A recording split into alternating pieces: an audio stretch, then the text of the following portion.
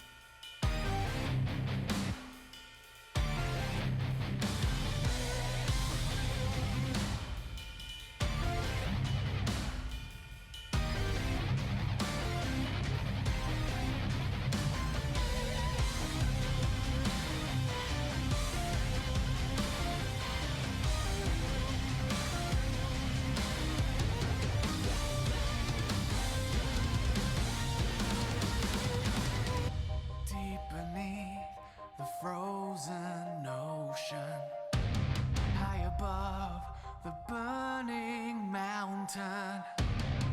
Our paths will cross someday, you'll see.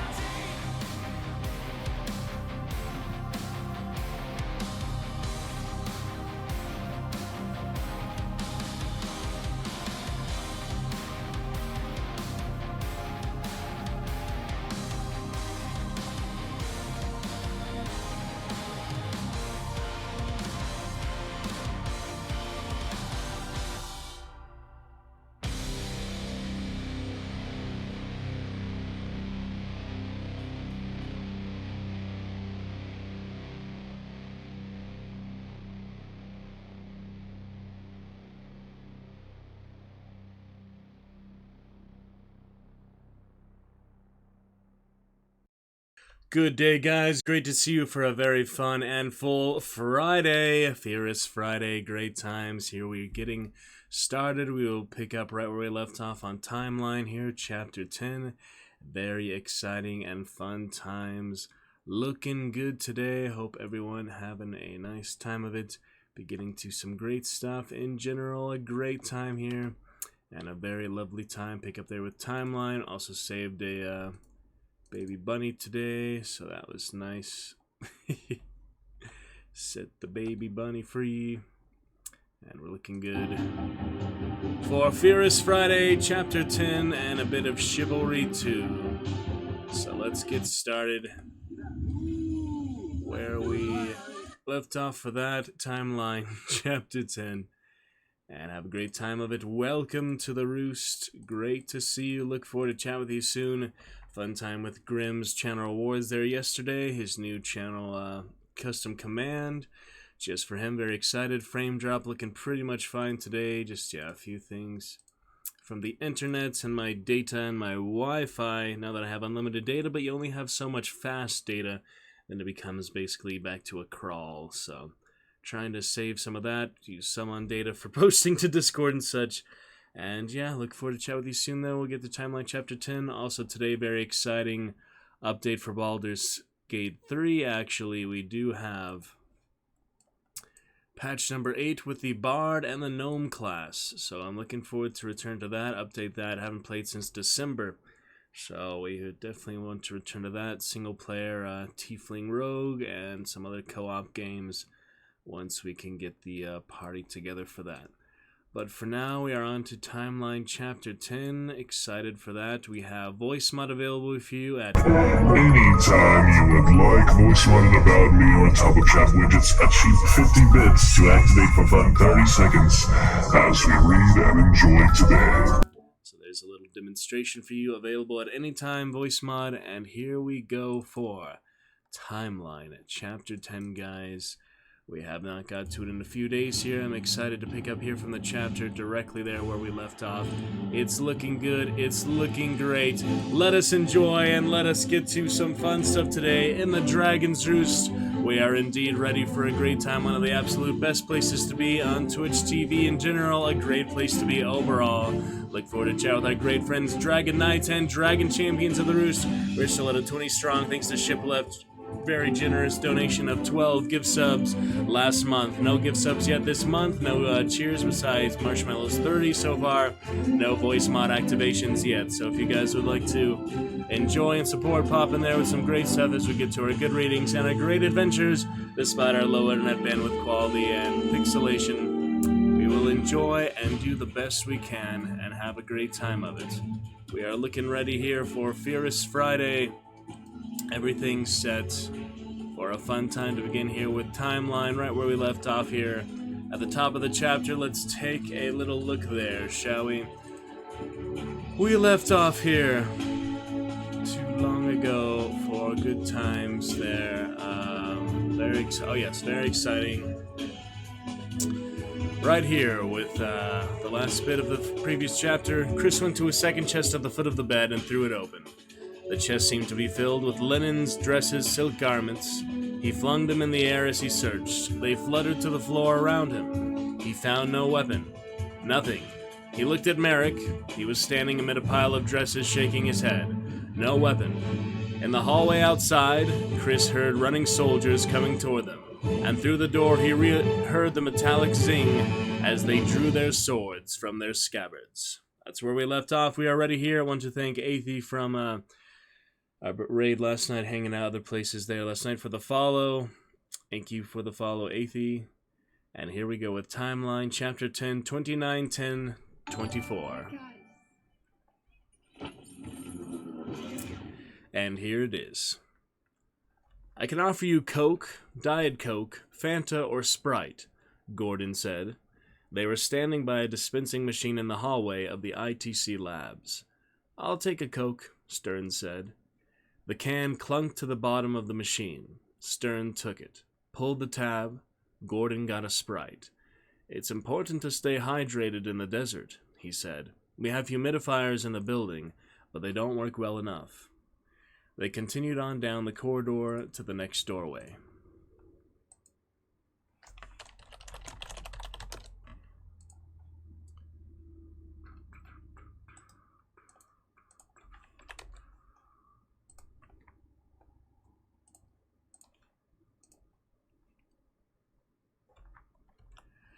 Okay.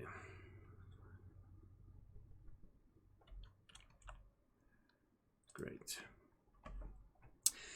I thought you might want to see this, Gordon said, taking Stern into another lab.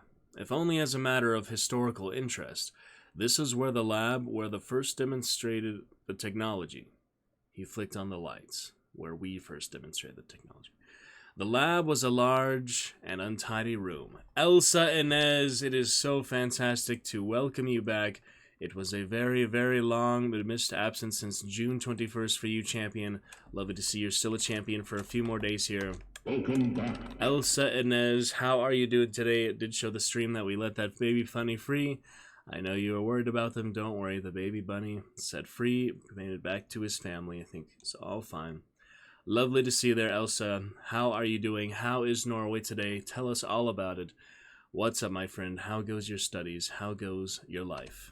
Hello, Miss Elsa Inez, my Targaryen compatriot all the way from Norway. Welcome back to the Roost. Great to see you. You're looking fantastic with your ice blue frost ice dragon. Fantastic, Elsa.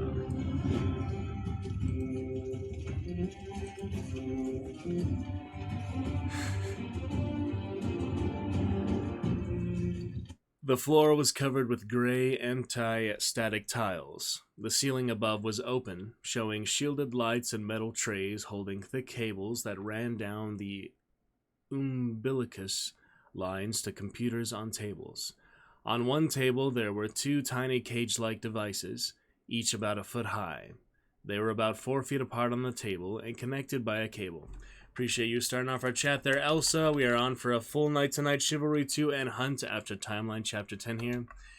I've been visiting family in Sweden, so you haven't your iPad. Well, glad you can connect either way here. Glad you can tune on in. Welcome back to the Roost, my friend Elsa. It is fantastic to meet you yet again here in the Fields of Glory in the Targaryen Dragon Castle here in the Chillstone of Dragonstone. It's lovely to have you back as we continue on with Chapter 10 of Timeline. And yes, in Sweden today, all the way in Sweden, sitting from Norway. It is fantastic to welcome you there. California to Sweden, Miss Elsa. While I was gone, John started climbing up on his cage and eating the pellets I had there, so now I have to find a new place for them. So you just had all his food on top of the cage, and he got up and started eating. Okay, yeah, maybe not put it directly in his reach then, I guess, unless you want to spoil that little bunny. Yep, John, you've had for the longest time, right? Very exciting. That's okay, Elsa. And connected by a cable. Speaking of rabbits, this is Alice, Gordon said proudly, pointing to the first cage, and this is Bob. Stern knew that by long-standing convention, quantum transmission devices were labeled Alice and Bob, A and B. He looked at the little cages. One held a child's plastic doll, a girl in a pioneer-style gingham dress. The very first transmission occurred here, Gordon said. We successfully moved the doll between the cages. That was 4 years ago. Stern picked up the doll. It was just a cheap figurine. He saw plastic seams running down the side of the face and the body. The eyes opened and closed as he tipped it in his hand.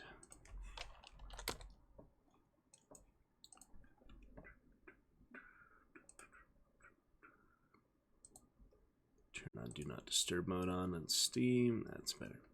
You see, Gordon said, our original intention was to perfect three-dimensional object transmission, three-dimensional faxing. You may know there has been a lot of interest in that. Stern nodded. He'd heard about the research work. Stanford had the earliest project, Gordon said, and there was a lot of work in Silicon Valley. The idea was that in the last 20 years, all document transmission has become electronic, either fax or email. You don't need to send paper physically anymore, you just send electronic signals. Many people felt that sooner or later, all objects would be sent the same way. You wouldn't have to ship furniture, for example. You could just transmit it between stations. That kind of thing. If you could do it, Stern said. Yes. And so long as we're working with simple objects, we could. We were encouraged. But of course, it isn't sufficient to transmit between two stations connected by cables. We need to transmit at a distance, over airwaves, so to speak. So we tried that. Here. He crossed the room and came to two more cages, somewhat larger and more elaborate. They were beginning to resemble the cages Stern had seen in the cave. These cages had no connecting cables between them. Alice and Bob Part 2, Gordon said, or as we call them, Allie and Bobby. This was our test bed for remote transmission. And didn't work, Gordon said. We transmitted from Allie but never got to Bob, ever. Stern nodded slowly. Because the object from Allie went to another universe. Yes, of course. We didn't know that right away, Gordon said. I mean, that was the theoretical explanation. But who would suspect it was actually happening? It took us a hell of a long time to work it out. Finally, we built a homing machine, one that would go out and come back automatically. The team called it Allie Allie in Come Free. It's over there. Another cage, still larger, perhaps 3 feet high, and recognizably like the cages that were now used. The same 3 bars, and the same laser arrangement. And, Stern said, we verified that the object went out and back, Gordon said, so we sent more elaborate objects. Pretty soon we succeeded in sending a camera, and got back a picture. Yes, it was a picture of the desert, actually this exact site, but before any buildings were here. Stern nodded. And you could date it? Not immediately, Gordon said. We kept sending the camera out again and again, but all we got was the desert. Sometimes in rain, sometimes in snow, but always desert. Clearly we were going out to different times, but what times? Dating the image was quite tricky. I mean, how would you use a camera to date an image of a landscape like that? Stern frowned. He saw the problem. Most old photographs were dated from the human artifacts in the image. A building, or a car, or clothing, or ruins. But an uninhabited desert in New Mexico would hardly change appearance over thousands, even hundreds of thousands of years. Gordon smiled. We turned the camera vertically, used a fisheye lens, and shot the sky at night. Ah. Of course it doesn't always work. It has to be night, and the sky has to be clear of clouds. But if you have enough planets on your image, you can identify the sky quite exactly, to the year, the day, and the hour. and that's how we began to develop our navigation technology. So the whole project changed. Yes, we knew what we had, of course. We weren't doing object transmission anymore. There wasn't any point in trying. We were doing transportation between universes. And when did you start to send people? Not for some time. Gordon led him around a wall of electronic equipment into another part of the lab, and there Stern saw huge hanging plastic sheets filled with water, like water beds turned on end. And in the center, a full-size machine cage, not as refined as the ones he had seen in the transit room, but clearly the same technology. This was our first real transmission machine, Gordon said proudly. Wait a minute, Stern said. Does this thing work? Yes, of course. Does it work now? It hasn't been used for some time, Gordon said, but I imagine it does. Why? So if I wanted to go back and help them, Stern said, then I could, in this machine. Is that right? Yes, Gordon said, nodding slowly. You could go back in this machine, but... Look, I think they're in trouble back there, or worse. Probably, yes. And you're telling me we have a machine that works, Stern said, right now. Gordon sighed. I'm afraid it's a little more complicated than that, David. 2910, 100. And here we go, back to the medieval age. Kate fell in slow motion as the ceiling stones gave way. As she descended, her fingers closed on the ragged, motard edge, and with the practice of many years, she gripped it, and it held. She hung by one hand, looking down at the falling stones tumbled in a cloud of dust onto the floor of the chapel. She didn't see what had happened to the soldiers. She raised her one hand, grabbing the stone edge. The other stones would break away any minute, she knew. The whole ceiling was crumbling, structurally. The greatest strength was near the reinforced line of the groin, where the arches met. There, at the side of the wall of the chapel, which was vertical stone, she decided to try and get to the side wall. The stone broke away. She dangled from her left hand. She crossed one hand over the other, reaching as far as she could manage, trying again to spread the weight of her body. The stone in her left hand broke loose, falling to the floor. Again she swung in the air, and found another handhold. She was now only 3 feet from the side wall, and the stone was noticeably thicker as it swelled to meet the wall. The edge she was holding felt more stable. She heard soldiers below, shouting and running into the chapel. It would not be long before they were shooting arrows at her. She tried to swing her left leg up. The more she could distribute her weight, the better off she would be. She got the leg up, the ceiling held. Twisting her torso, she pulled her body up onto the shelf, then brought her second leg up. The first of the arrows whistled past her. Others thunked against the stone, raising little white puffs. She was lying flat on the top of the roof. But she could not stay here. She rolled away from the edge, toward the groin line. As she did, more stones broke away and fell. The soldiers stopped shouting. Maybe the falling stones had hit one of them, she thought. But no. She heard them running hastily out of the church. She heard men outside shouting and horses whinnying. What was going on? Inside the tower room, Chris heard the scrape of the key in the lock. Then the soldiers outside paused and shouted through the door, calling to the guards inside the room. Meanwhile, Merrick was searching like a madman. He was on his knees, looking under the bed. "Got it!" he cried. He scrambled to his feet, holding a broadsword and a long dagger. He tossed the dagger to Chris. So there's actually only one guard there. They were calling to the guard in the room that he knocked out. There wasn't multiple guards, just the one that was unconscious at the moment. Outside, the soldiers were again shouting to the guard inside. Merrick moved toward the door and gestured to Chris to step to the other side. Chris pressed back flat against the wall by the door. He heard the voices of the men outside. Many voices. His heart began to pound. He had been shocked by the way Merrick killed the guard. "They're coming to kill you." He heard the words repeated over and over in his head, with a sense of unreality. It didn't seem possible that armed men were coming to kill him. In the comfort of the library, he had read accounts of past violent acts, murder and slaughter. He had read descriptions of streets slippery with blood, soldiers soaked in red from head to foot, women and children eviscerated despite their piteous pleas. But somehow, Chris had always assumed these stories were exaggerated, overstated. Within the university, it was the fashion to interpret documents ironically, to talk about the navit of narrative, the context of text, the privileging of power. Such theoretical posturing turned history into a clever intellectual game. Chris was good at the game, but playing it, he had somehow lost track of a more straightforward reality, that the old text recounted horrific stories and violent episodes that were all too often true. He had lost track of the fact that he was reading history. Until now, when it was forcibly brought to his attention. The key turned in the lock. On the other side of the door, Merrick's face was fixed in a snarl, his lips drawn back, showing teeth clenched. He was like an animal, Chris thought. Merrick's body was taut as he gripped his sword, ready to swing, ready to kill.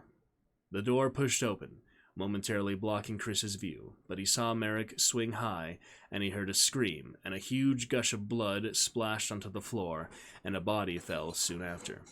The door banged against his body, stopping its full swing and pinning Chris behind it. On the other side, a man slammed against it, then gasped as a sword splintered the wood. Chris tried to get out from behind the door, but another body fell, blocking his way.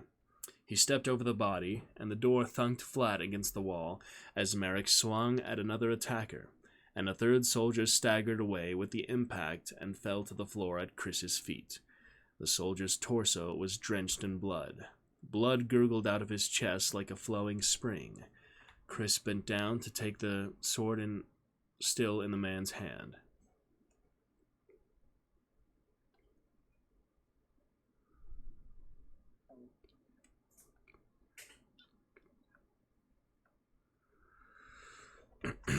As he pulled out the sword, the man gripped it tightly, grimacing at Chris. Abruptly, the soldier weakened and released the sword so that Chris staggered back against the wall. The man continued to stare at him from the floor, his face contorted in a grimace of fury. And then it froze. Jesus, he thought, he's dead. Suddenly, to his right, another soldier stepped into the room, his back to Chris as he fought Merrick. Their swords clanged. They fought fiercely, but the man had not noticed Chris, and Chris raised his sword, which felt very heavy and unwieldy. He wondered if he could swing it, if he could actually kill the man whose back was turned to him. He lifted the sword, cocked his arm as if he were batting, and prepared to swing, when Merrick cut the man's arm off at the shoulder. The dismembered arm shot across the floor and thumped to rest against the wall beneath the window. The man looked astonished for the instant before Merrick cut his head off in a single swing, and then the head tumbled through the air, banged against the door next to Chris, and fell onto his toes, face downward. Hastily, he jerked his feet away. The head rolled, so the face was turned upward, and Chris saw the eyes blink and the mouth move, as if forming words. He backed away. Chris looked away to the torso on the floor, still pumping blood from the stump of the neck. The blood flowed freely over the stone floor. Gallons of blood, it seemed like. He looked at Merrick, now sitting up on the bed, grasping for breath, his face and doublet splattered with blood. Merrick looked up at him. "You all right?" he said. Chris couldn't answer. He couldn't say anything at all. And then the bell in the village church began to ring. Through the window, Chris saw flames licking up from the two farmhouses at the far edge of the town. Near the circling town wall, men were running in the streets toward it.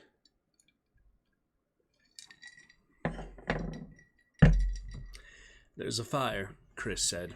"I doubt it," Merrick said, still sitting by the bed. "No, there is," Chris said. "Look." In the town, horsemen were galloping through the streets. They were dressed as merchants or traders, but they rode like fighters.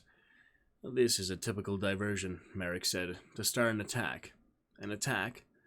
"The archpriest is attacking Castleguard." "So soon?" "This is just an advance party, perhaps 100 soldiers or so. They'll try to create confusion, disruption. The main body is probably still on the other side of the river. but the attack has begun. Apparently others thought so, too. In the courtyard below, courtiers were streaming out of the great hall and hurrying toward the drawbridge, leaving the castle. The party abruptly ended. A company of armored knights galloped out, scattering the courtiers, thundered across the drawbridge, and raced down through the streets of the town. Kate stuck her head in the door, panting.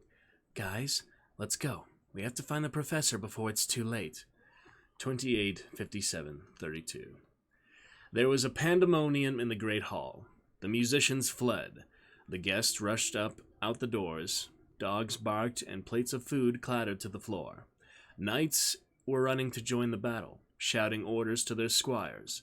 From the high table, Lord Oliver came quickly down, grabbed the professor by the arm, and said to Sir Guy, "We go to Larocque, to the Lady Claire, and bring the assistants." Robert de Keir burst breathlessly into the room. "My lord, the assistants are dead, killed while trying to escape." Yeah, Lord Oliver there. Okay. "Escape? They tried to escape, even that risk their master's life? Come with me, Magister," Lord Oliver said darkly. Oliver led him to a side door that opened directly to the courtyard. Kate scrambled down the circular staircase with Merrick and Chris close behind. At the second floor, they had to slow for a group descending ahead of them. Around the curve, Kate glimpsed ladies in waiting, and the red robes of an elderly, shuffling man. Behind her, Chris yelled, "What's the problem?" And Kate held up a warning hand. It was another minute before they burst through into the courtyard. It was a chaotic scene. Knights on horseback whipping the throng of panicked revelers to force them aside. She heard the cries of the crowd, the whinny of horses, the shouts of soldiers on the battlements above. "This way," Kate said, and she led Merrick and Chris forward, staying close to the castle wall, going around the chapel, then laterally into the outer courtyard, which they could see was equally crowded. They saw Oliver on horseback, the professor at his side, and a company of armored knights. Oliver shouted something, and all moved forward toward the drawbridge. Kate left Merrick and Chris to chase them alone, and she just managed to catch sight of them at the end of the drawbridge. Oliver turned to the left, riding away from the town. Guards opened a door in the east wall, and he and his company rode through into the afternoon sunlight. The door was shut hastily behind them. Merrick caught up with her. "Where?" he said. She pointed to the gate. 30 knights guarded it. More stood on the wall above. "We'll never get out that way," he said. Just behind them, a cluster of soldiers threw off brown tunics, revealing green and black surcoats. They began fighting their way into the castle. The drawbridge chains began to clank. "Come on." They ran down the drawbridge, hearing the wood creak, feeling it begin to rise under their feet. The drawbridge was 3 feet in the air when they reached the far end and jumped, landing on the ground of the open field. "Now what?" Chris said, picking himself up. He still carried his bloody sword in his hand. "This way," Merrick said, and he ran straight into the center of the town. They headed toward the church, then away from the narrow main street, when intense fighting had already begun. Oliver's soldiers in maroon and gray, and Arnaux's in green and black. Merrick led them to the left through the market, now deserted. The wares picked up and the merchants gone. They had to step quickly aside as a company of Arnaux's knights on horseback galloped past, heading toward the castle. One of them swung at Merrick with his broadsword, and shouted something as he passed. Merrick watched them go, then went on. Chris was looking for signs of murdered women and eviscerated babies, and he did not know whether to be disappointed or relieved that he saw none.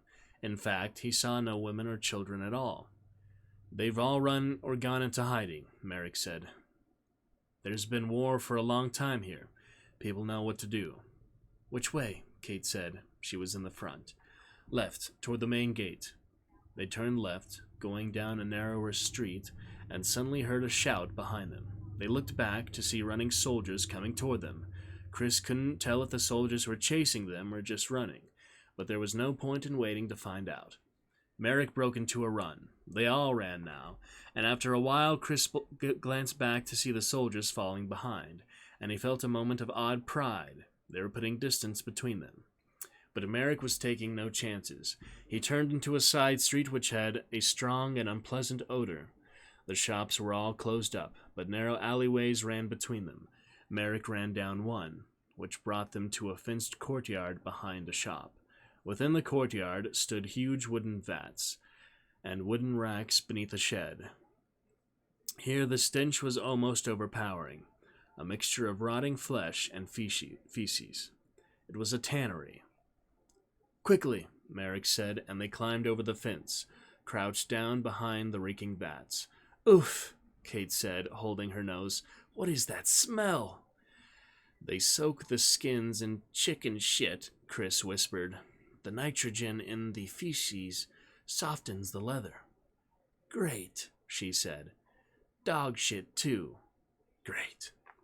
Chris looked back and saw more vats and hides hanging on the racks. Here and there, stinking piles of cheesy yellow material lay heaped on the ground, fat scraped from the inside of the skins. Kate said, "My eyes burn." Chris pointed to the white crust on the vats around them. These were lime vats, a Harshal alkali solution that removed all the hair and remaining flesh after the skins were scraped, and it was the lime fumes that burned their eyes. Then his attention was drawn to the alleyway, where he heard running feet and the clatter of armor. Through the fence he saw Robert DeKeer with 7 soldiers. The soldiers were looking in every direction as they ran, searching for them. Why, Chris wondered, peering around the vat. Why were they still being pursued? What was so important about them that DeKeer would ignore an enemy attack and try instead to kill them? Apparently the searchers liked the smell in the alley no better than Chris did, because soon DeKeer barked an order and they all ran back up the alley toward the street. "What was that about?" Chris whispered finally. Merrick just shook his head. And then they heard the men shouting, and again they heard the soldiers running back down the street. Chris frowned. How could they have overheard? He looked at Merrick, who seemed troubled too. From outside the courtyard, they heard DeKeer shout, "You see! You see!" Probably DeKeer had left a man behind. That must be it, Chris thought, because he hadn't whispered loudly enough to be heard. Merrick started forward, then hesitated. Already DeKeer and his men were climbing over the fence. 8 men, all together. They could not fight them all. "Andre," Chris said, pointing to the vat. "It's lie." Merrick grinned. "Then let's do it," he said, and he leaned against the vat. They all put their shoulders against the wood, and with effort managed to push the vat over. Frothing alkali solution sloshed onto the ground and flowed toward the soldiers. The odor was acrid. The soldiers instantly recognized what it was. Any contact with that liquid would burn flesh, and they scrambled back up to the fence, getting their feet off the ground. The fence posts began to sizzle and hiss when the lye touched them. The fence wobbled with the weight of all the men. They shouted and scrambled back into the alley. "Now," Merrick said. He led them deeper into the tanning yard, up over a shed, and then out into another alley. It was now late afternoon, and the light was beginning to fade. Ahead they saw the burning farmhouses, which cast hard, flickering shadows on the ground. Earlier there had been attempts to put out the fires, but they were now abandoned. The thatch burned freely, crackling as burning strands rose into the air. They were following a narrow path that ran among pigsties. The pigs snorted and squealed, distressed by the fires that burned nearby.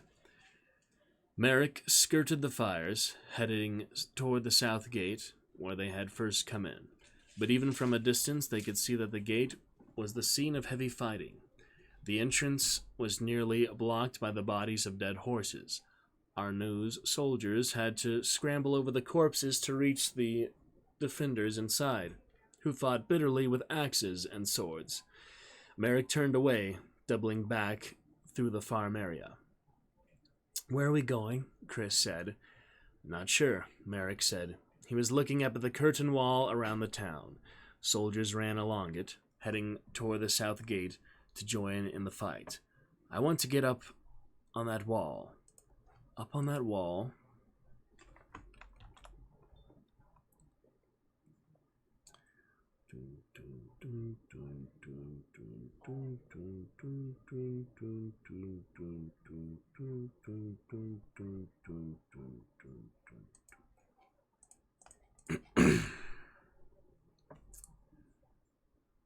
There, he pointed to a narrow, dark opening in the wall, with steps going up. They emerged on top of the town wall. From their high vantage point, they could see that more of the town was being engulfed in flames. Fires were closer to the shops. Soon all Castleguard would be burning. Merrick looked over the wall at the fields beyond. The ground was 20 feet below. There were some bushes about 5 feet high, which looked soft enough to break their impact, but it was getting hard to see.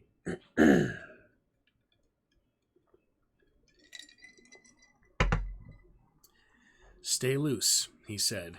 "Keep your body relaxed." "Loose," Chris said. But already Kate had swung her body over and was hanging from the wall. She released her grip and fell the rest of the way, landing on her feet like a cat. She looked up at them and beckoned. "It's pretty far down," Chris said. "I don't want to break a leg." From the right, they heard shouts. 3 soldiers ran along the wall, their swords raised. "Then don't," Merrick said and jumped.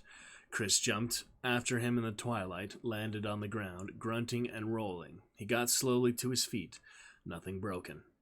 He was feeling relieved and rather pleased with himself when the first of the arrows whined past his ear and thunked into the ground between his feet. Soldiers were shooting at them from the wall above. Merrick grabbed his arm and ran to dense undergrowth 10 yards away. They dropped down and waited. Almost immediately, more arrows whistled overhead, but this time they came from outside the castle walls. In the growing darkness, Chris could barely make out soldiers in green and black surcoats on the hill below. "Those are our newsmen," Chris said. "Why are they shooting at us?" Merrick didn't answer. He was crawling away, his belly flat to the ground.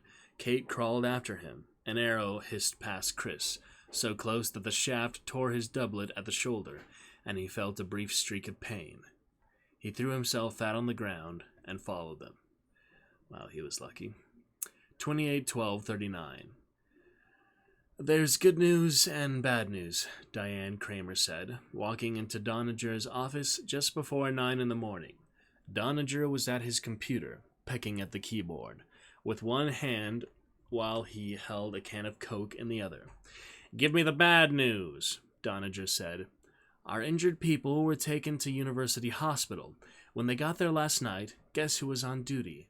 The same doctor who treated Traub in Gallup, a woman named Sosie." "The same doctor works both hospitals?" "Yes, she's mostly at UH, but she does do 2 days a week at Gallup." "Shit," Doniger said. "Is that legal?" "Sure. Anyway, Dr. Sosie went over to our techs with a fine-tooth comb. She even put 3 of them through an MRI. She reserved the scanners specially as soon as she heard it was an accident involving ITC." "An MRI?" Doniger frowned. "That means she must have known that Traub was split." "Yes," Kramer said, "because apparently they put Traub through an MRI, so she was definitely looking for something. Physical defects, body misalignments." "Shit," Doniger said. "She also made a big deal about her quest, getting everybody at the hospital huffy and paranoid, and she called that cop Wainka and Gallup. It seems they're friends." Doniger groaned. "I need this," he said. "Like I need another asshole." "Now you want the good news?" "I'm ready." Wainka calls the Albuquerque police. The chief goes down to the hospital himself. Couple of reporters. Everybody's sitting around waiting for the big news. They're expecting radioactive. They're expecting glow in the dark. Instead, big embarrassment. All the injuries are pretty minor. Mostly, it's flying glass. Even the shrapnel wounds are superficial. The metal's just embedded in the skin layer.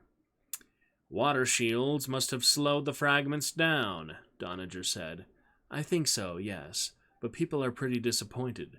And then the final event, the MRI, the coup de grace, is a bust 3 times running. None of our people has any transcription errors, because of course they're just techs. Albuquerque chief is pissed. Hospital administrator is pissed. Reporters leave to cover a burning apartment building. Meanwhile, some guy with kidney stones almost dies because they can't do an MRI, because Dr. Sosie's tied up the machine. Suddenly, she's worried about her job. Wanka's disgraced. They both run for cover. Perfect, Doniger said, pounding the table. He grinned. Those dipshits deserve it. And to top it all off, Kramer said triumphantly, the French reporter, Louise Delver, has agreed to come tour our facility. Finally! When? Next week. We'll give her the usual bullshit tour. This is starting to be an ultra-good day, Doniger said. You know, we might actually get this thing back in the bottle. Is that it? The media people are coming at noon. That belongs under bad news, Doniger said. And Stern has found the old prototype machine. He wants to go back. Gordon says absolutely not, but Stern wants you to confirm that he can't go. Doniger paused. I say let him go. Bob. Why shouldn't he go? Doniger said. Because it's unsafe as hell. That machine has minimal shielding. It hasn't been used in years, and it's got a history of causing big transcription errors on the people who did use it. He might not even come back at all. I know that, Doniger waved his hand. None of that's core. What's core? She said, confused. Barreto. Barreto? Do I hear an echo, Diane? Think, for Christ's sake. Kramer frowned, shook her head. Put it together. Kramer and... Oh, it's the same person, sorry. It's weird when they switch between their first and their last name. Put it together. Barreto died in the first 2 minutes of the trip back. Isn't that right? Someone shot him full of arrows right at the beginning of the trip. Yes. The first few minutes, Doniger said, is the time when everybody is still standing around the machines, together as a group, right? So what reason do we have to think that Barreto got killed, but nobody else? Kramer said nothing. What's reasonable is that whoever killed Barreto probably killed them all. Killed the whole bunch. Okay. That means they probably aren't coming back. The professor isn't coming back. The whole group is gone. Now, it's unfortunate, but we can handle a group of missing people. A tragic lab accident where all the bodies were incinerated, or a plane crash. Nobody would really be the wiser. There was a pause. Except there's Stern, Kramer said. He knows the whole story. That's right. So you want to send him back too. Get rid of him as well. Clean sweep. Not at all, Doniger said promptly. Hey, I'm opposed to it, but the guy's volunteering. He wants to help his friends. It'd be wrong for me to stand in the way. Bob, she said, there are times when you are a real asshole. Doniger suddenly started to laugh. He had a high-pitched, whooping, hysterical laugh, like a little kid. It was the way a lot of the scientists laughed, but it always reminded Kramer of a hyena. If you allow Stern to go back, I quit. This made Doniger laugh even harder. Sitting in his chair, he threw back his head. It made her angry. I mean it, Bob. He finally stopped giggling, wiping the tears from his eyes. Diane, come on, he said. I'm kidding. Of course Stern can't go back. Where's your sense of humor? Kramer turned to go. I'll tell Stern that he can't go back, she said. But you weren't kidding. Doniger started laughing all over again. Hyena giggles filled the room. Kramer slammed the door angrily as she left. 27-27-22. For the last 40 minutes, they had been scrambling up through the forest northeast of Castleguard. At last they came to the top of the hill, the highest point in the area, and they could pause to catch their breath and look down. Oh my God, Kate said, staring. They looked down on the river. and the monastery of the opposite side, but their attention was drawn to the forbidding castle high above the monastery, the fortress of Larocque. It was enormous. In the deepening blue of evening, the castle glowed with light from 100 windows and from torches along the battlements.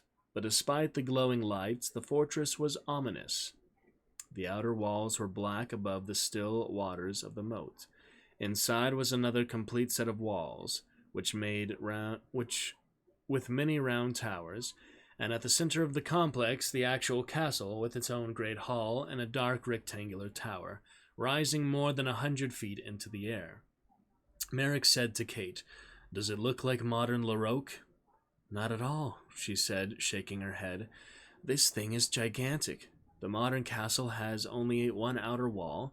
This one has two, an additional ring wall that is no longer there." "So far as I know," Merrick said, "nobody ever captured it by force." "You can see why," Chris said. "Look how it's sided." On the east and south side, the fortress was built atop a limestone cliff, a sheer drop of 500 feet to the Dordogne below. On the west, where the cliff was less vertical, the stone houses of the town climbed up toward the castle. But anyone following the road through the town would end up facing a broad moat and several drawbridges. On the north, the land sloped more gently away, but all the trees on the north had been cut down, leaving an exposed plain without cover, a suicidal approach for any army. Merrick pointed. "Look there," he said.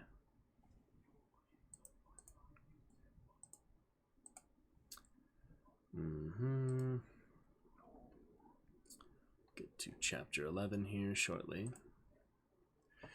In the twilight, a party of soldiers approached the castle on a dirt road from the west. 2 knights in the lead held torches, and by that light they could just barely discern Sir Oliver, Sir Guy, the professor, and the rest of Oliver's knights bringing up the rear, in 2 columns. The figures were so far away that they really recognized them by body, shape, and posture. But Chris, at least, had no doubt what he was seeing.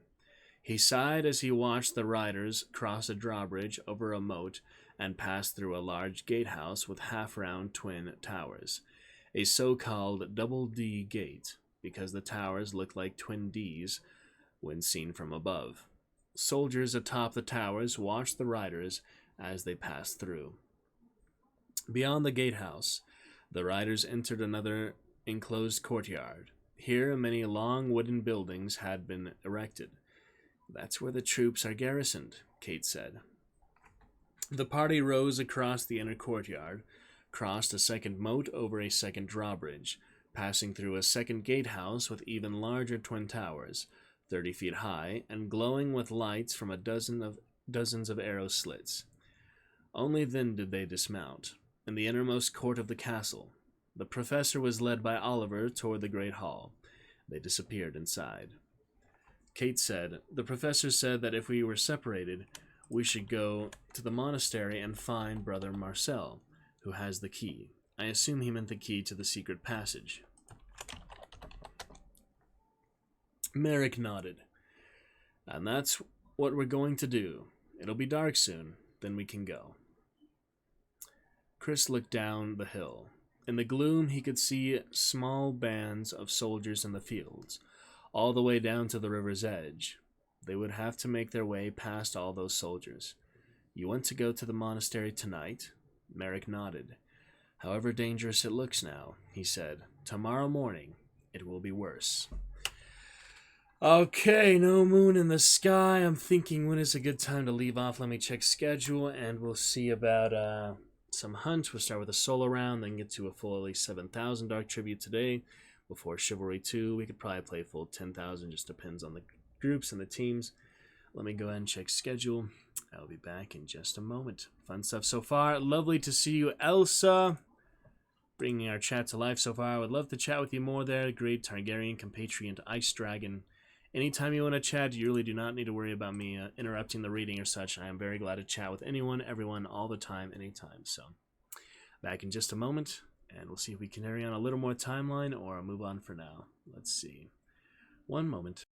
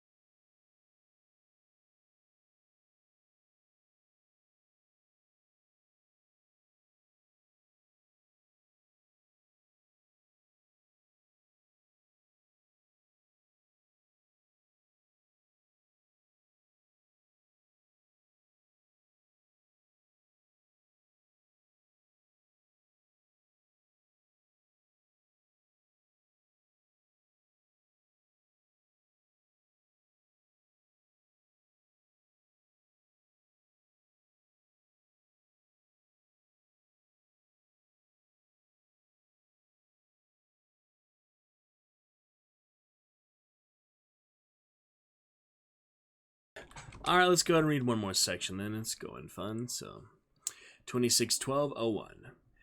There was no moon. The sky was black and filled with stars, with the occasional drifting cloud. Merrick led them down the hill and past the burning town of Castlegard into a dark landscape. Chris was surprised to find that once his eyes adjusted, he could actually see quite well.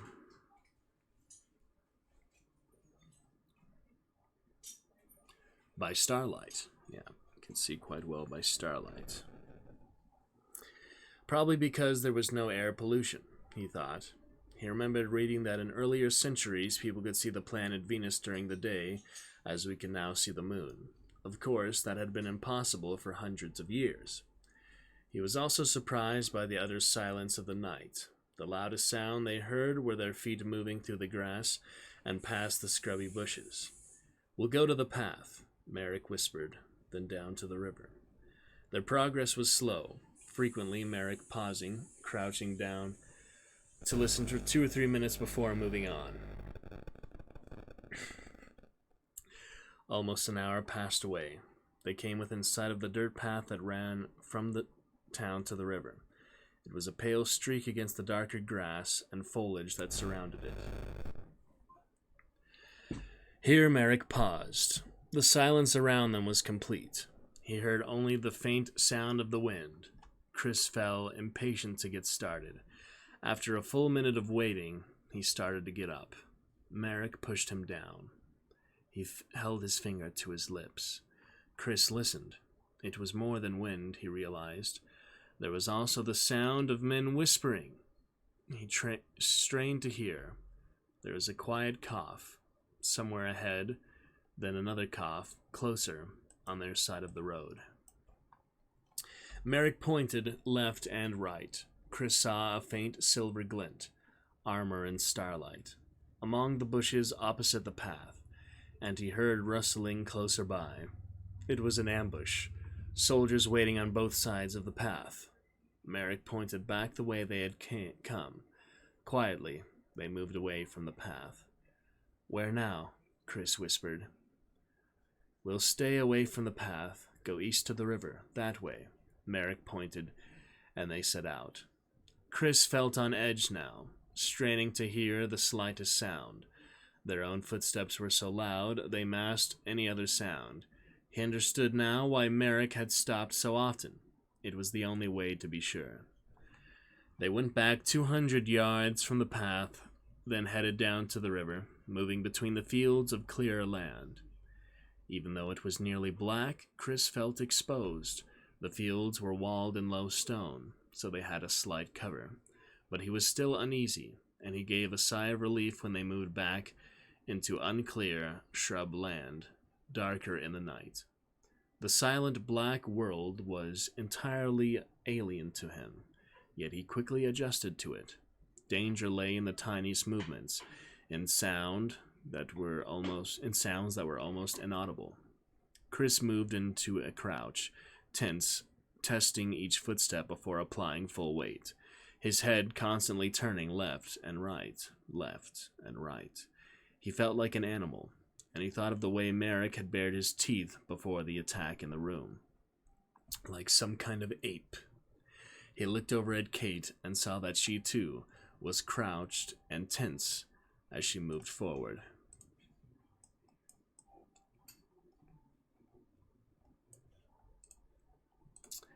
For some reason, he found himself thinking of the seminar room on the second floor of the Peabody back at Yale, with the cream-colored walls and the polished dark wood trim, and of the arguments among the graduate students sitting around the long table, whether processual archaeology was primarily historical or primarily archaeological, whether formalist criteria outweighed objectivist criteria, whether derivationist doctrine concealed normative commitment. It was no wonder they argued. The issues were pure abstractions, consisting of nothing but thin air and hot air. Their empty debates could never be resolved. The questions could never be answered. Yet there had been so much intensity, so much passion in those debates. Where had it come from? Who cared? He couldn't quite remember now why it had been so important. The academic world seemed to be receding into the distance, vague and gray in memory, as he made his way down the dark hillside toward the river. Yet however frightened he was on the night, however tense and at risk of his life, it was entirely real in some way that was reassuring, even exhilarating, and he heard a twig snap, and he froze. Merrick and Kate froze, too. They heard soft rustling in the brush to the left, and a low snort. They stayed motionless. Merrick gripped his sword, and the small dark shape of a wild pig snuffled past them. "Should have killed it," Merrick whispered. "I'm hungry." They started to continue forward, but then Chris realized that they were not the ones who had frightened the pig, because now they heard, unmistakably, the sound of many running feet, rustling, crashing in the underbrush, coming toward them. Merrick frowned. He could see enough in the darkness to catch glimpses of metal armor now and again. There must have been 7 or 8 soldiers, moving hastily east, then dropping down, hiding in the brush again, becoming silent. What the hell was going on? These soldiers had been back at the dirt path, waiting for them. Now the soldiers had moved east and were waiting for them again. How? He looked at Kate, crouched beside him, but she just looked frightened. Chris, also crouching, tapped Merrick on the shoulder. Chris shook his head and then pointed deliberately to his own ear.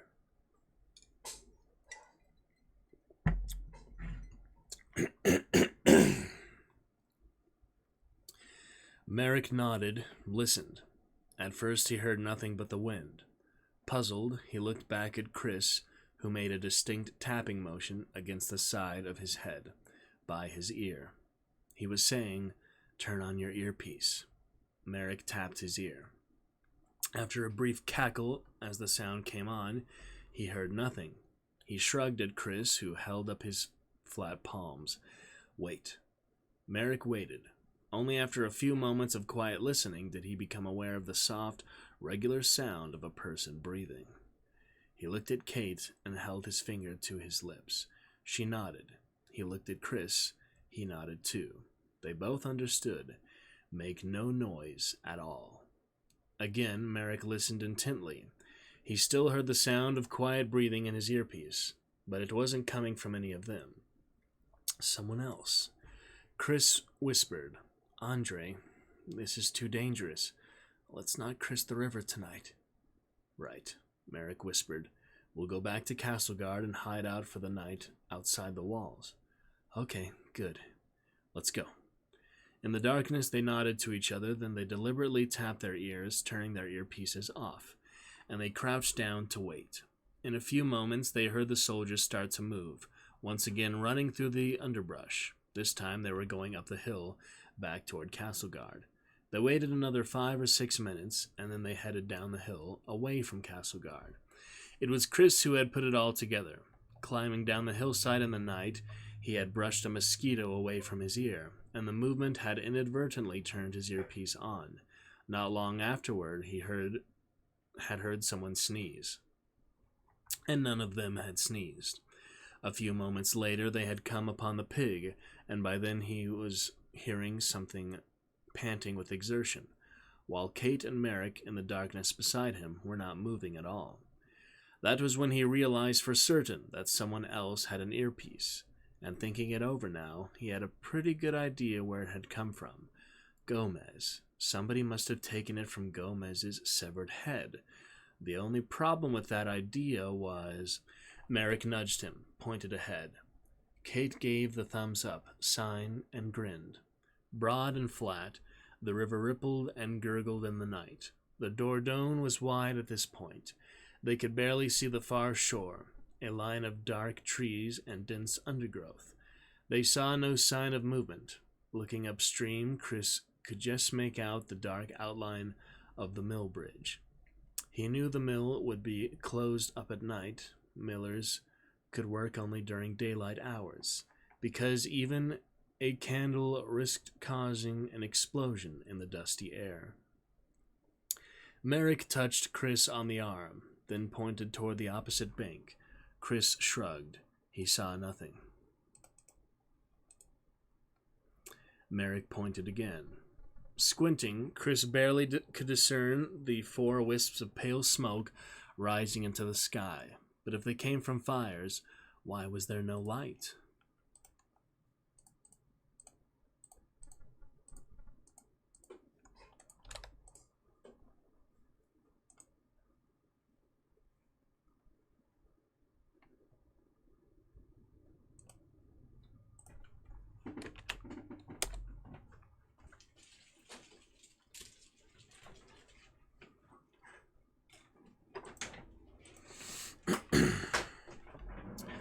Following the riverbank, they moved upstream and eventually came upon a boat tied to the shore.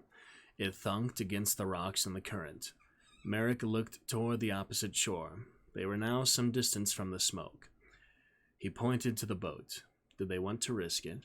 The alternative, Chris knew, was to swim the river. The night was chilly. He didn't want to get wet. He pointed to the boat and nodded. Kate nodded. They climbed aboard, and Merrick rowed them quietly across the Dordogne. Sitting next to Chris, Kate found herself thinking of their conversation while crossing the river a few days earlier. How many days had it been? It must be only 2 days ago, she realized, but it seemed like weeks to her.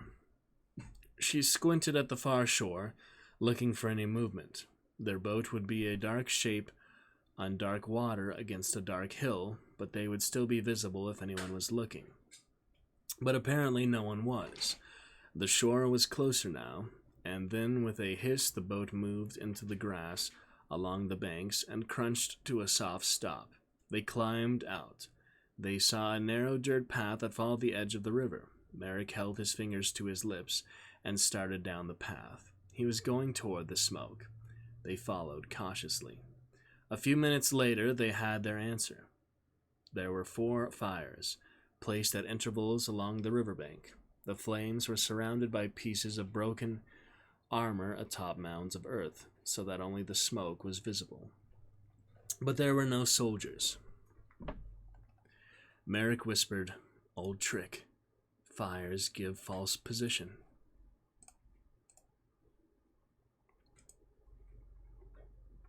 Kate wasn't quite sure what the old trick was meant to accomplish. Perhaps to indicate greater strength, greater numbers than you really had. Merrick led them past the row of untended fires toward several other arranged farther along the riverbank.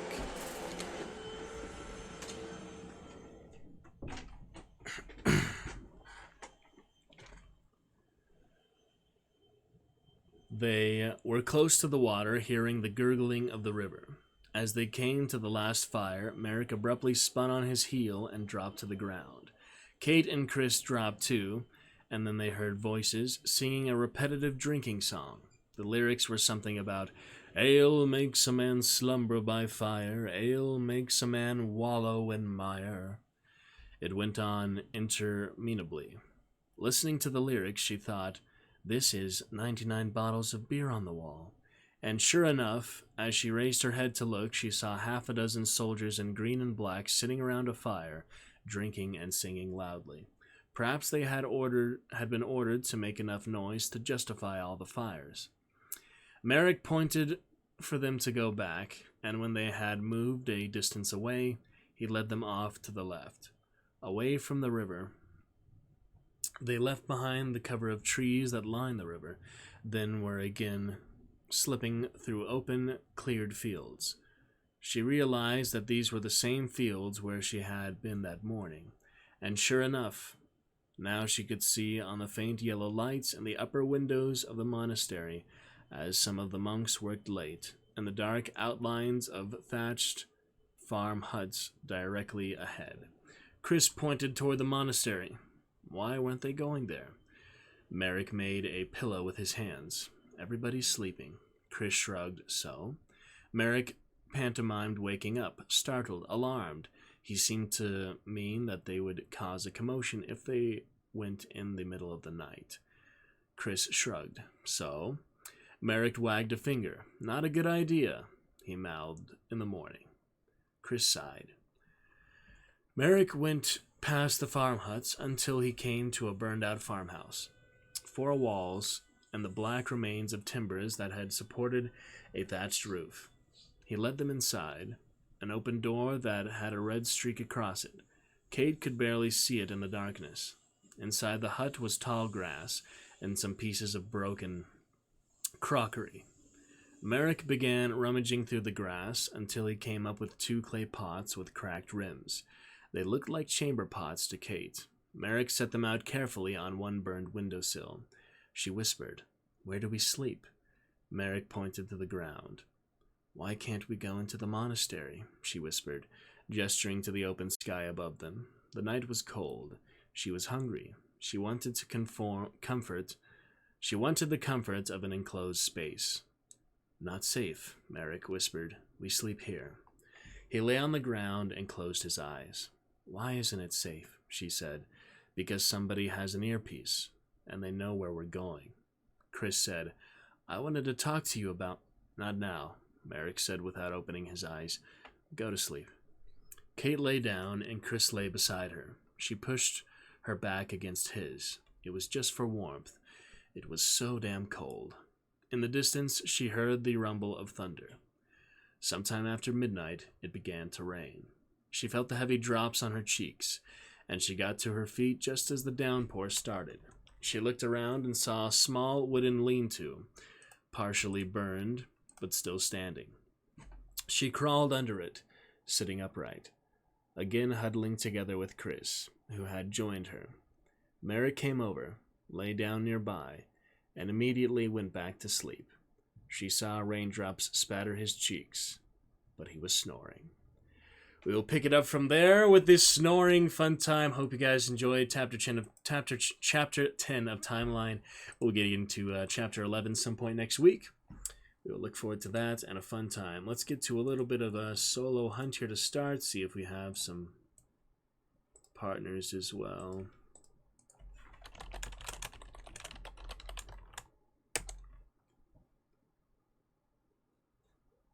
Some confusing people.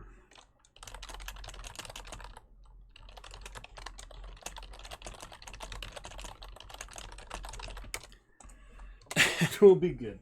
Alright, a little bit of hunt to start then. We will see about a live intermission or a dragon raid today. Thank you very much, Elsa. Coming to chat. It's very lovely to see you there, Elsa.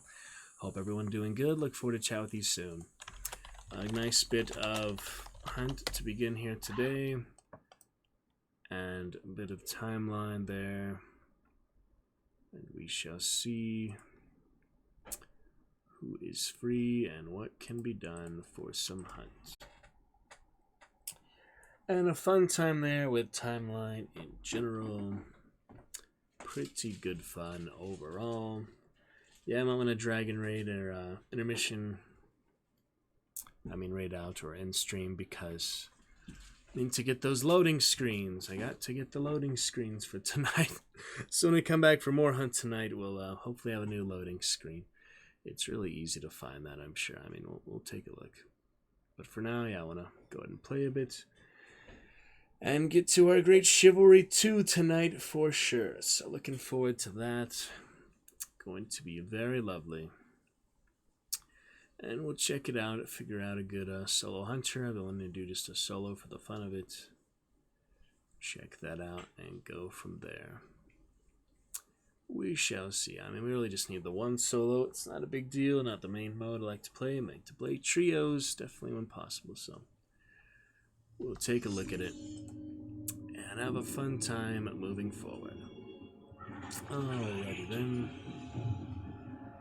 A lot of good rounds there last night. We left off. We're getting to some very exciting parts of the next ones for current hunters and other things. So take a look at all that. Yeah, Nitro guy here. We'll use him again here shortly today. Let's do a very basic one to start though. Yeah, I could do green shirt. That's a pretty fun one actually.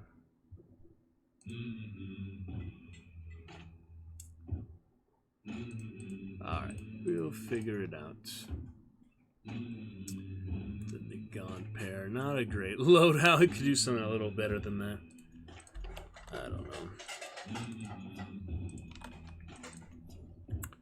The hand cannon is decent. I'd rather have a other hand cannon probably. So I don't have legendary for that so far. That's okay. I could just do a Vandalist or Springfield Striker, of course, but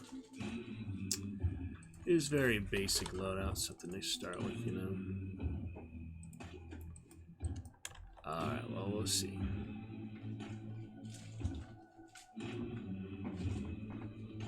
The games.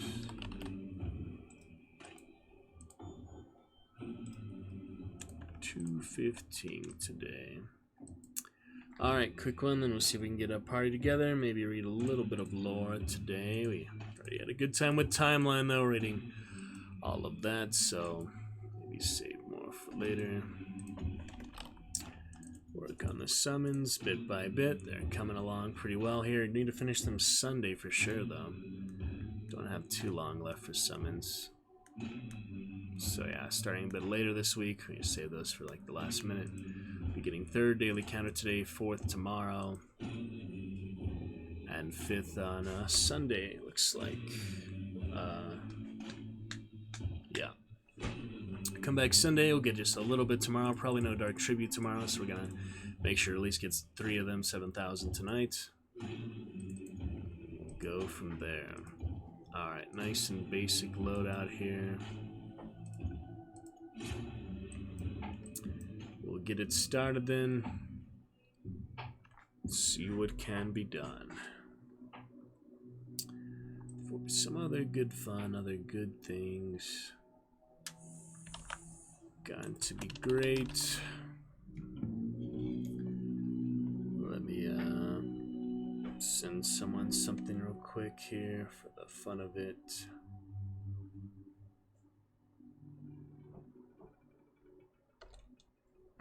Welcome back to Cedar, also known as Caesar. Hail Caesar, good to see you. As Caesar loved me, I weep for him. As he was valiant, I honor him. As he was fortunate, I rejoice at it. But as he was ambitious, I slew him. Good to see you, welcome back.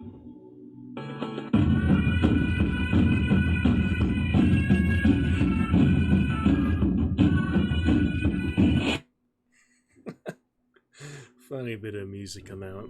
Viva Caligula stuff was a good time. Alright, I'm gonna get this new loading screen very soon, I promise. I promise to get you guys a new one here. Moving on to the weekend, moving on to some very fun hunts here soon to come. I'm thinking about that. We're gonna get that today, hopefully before tonight's stream. And go from there, so check it out. Smod good, all looking great. See what can be done here. So warm up a bit for the fun of it today. Absolutely. Cicadas and crickets, another Friday fun. Be a lot of fun today. On to DeSalle. Alrighty.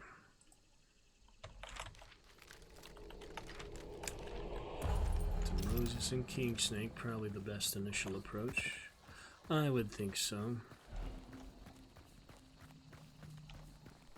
One solo, then we go random trios, or preferably wait for a group. I guess I could play other starter hunters in the meantime, just like level 1s, I mean. Like to save those reserve hunters for synergized group, you know.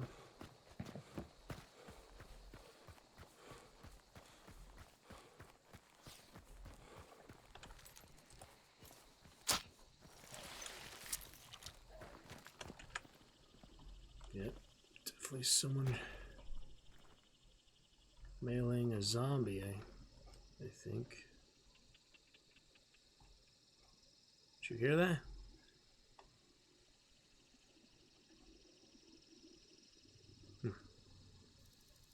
Sound like someone punched a zombie.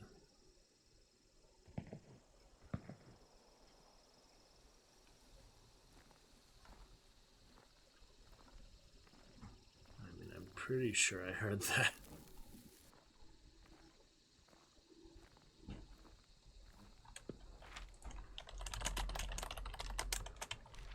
Isn't that what that was?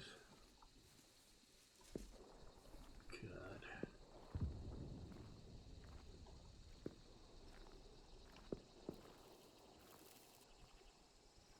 Could have been just zombie running into something, I guess, but it's unusual.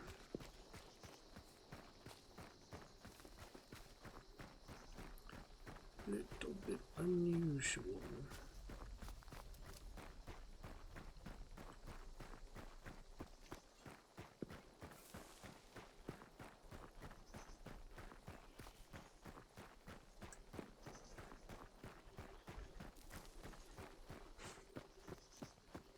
Solo is always so much different, you know? You really think twice about most things.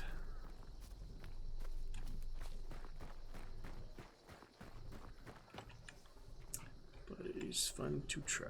I'm still on East, I forgot. I am still on East from our rounds last night with Wild.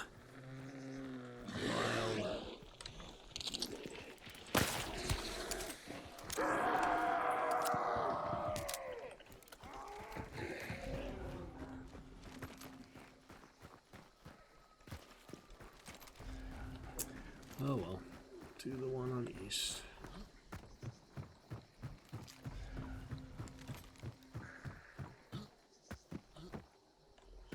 Hard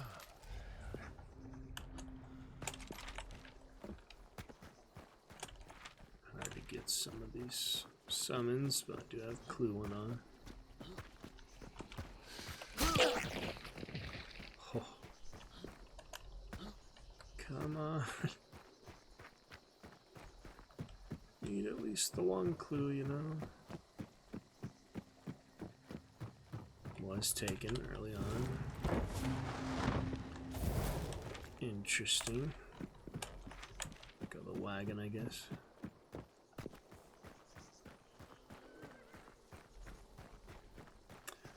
Beyond horse.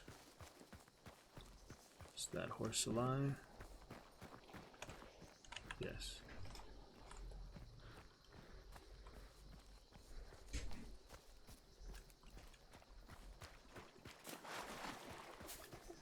Carry through.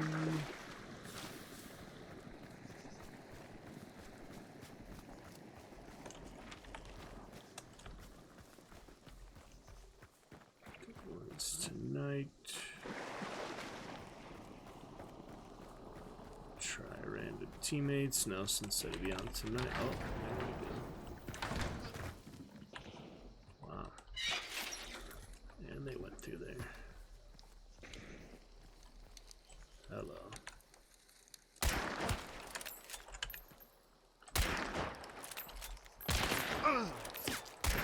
That hurts.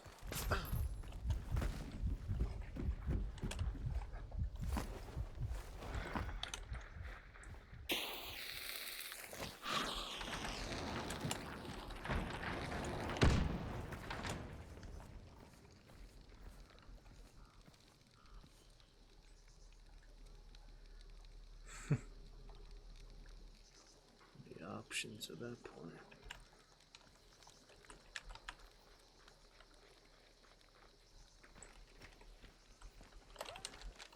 Silence bullshit. I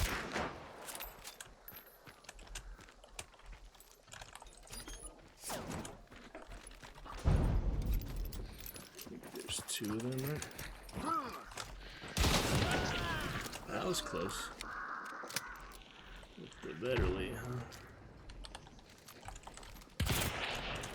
Frick.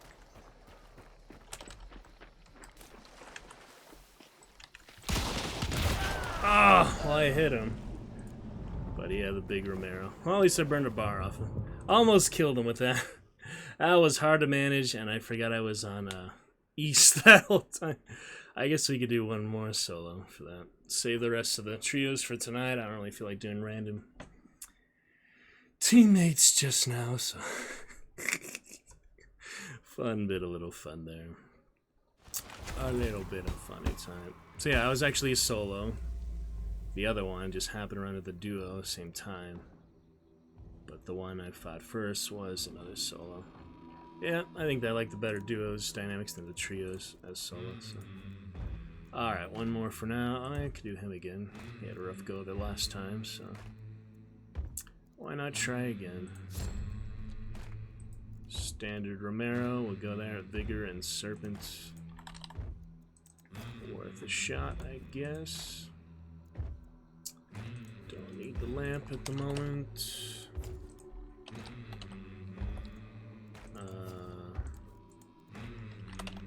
Some basic things for the fun of it, you know. Okay. Let's go for that, I guess. Pretty good. Pretty good. Standard ammo this time. Let's give it one more try for now. That is pretty. Oh yeah, east. Dang it, east. No, no, no. Never east again if I can help it. I mean, no reason to. Alright, since I'm solo, I don't think I need to remake the lobby or anything. You can't remake the lobby as solo, so. Alright, check that out. It's fun to play a couple solos. We had decent action there. Okay. Move on for one more for now. I mean, that was pretty good. 1 for 1, the rival solo. Nearly bayoneting me there. That was just lucky. I had ran and barely hurt him in time. I don't know how I avoided that so narrowly, but it was very close.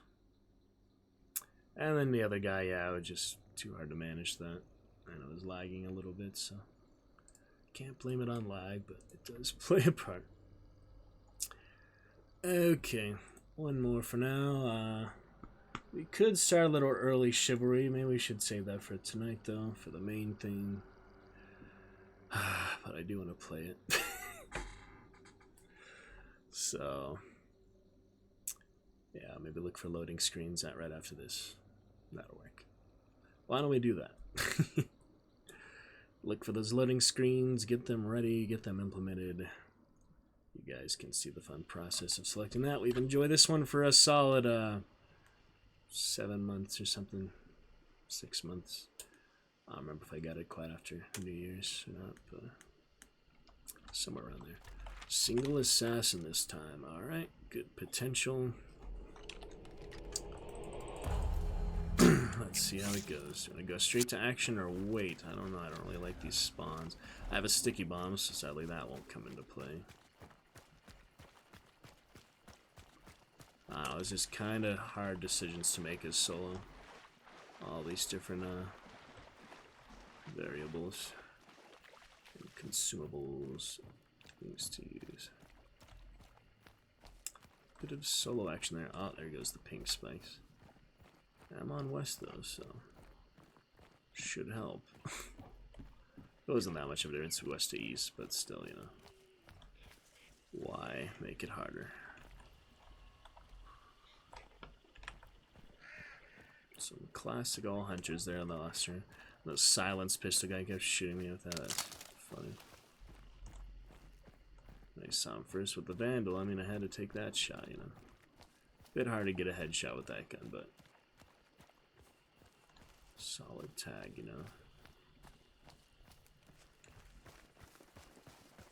Alright then. Well, we'll check it out.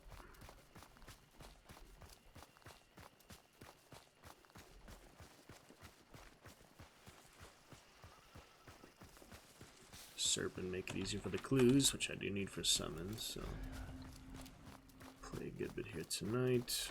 Get that loading screen next. Chivalry 2 likely to save for After Hunt tonight. We have some time for that, so that'll be fine. Delay is not so good.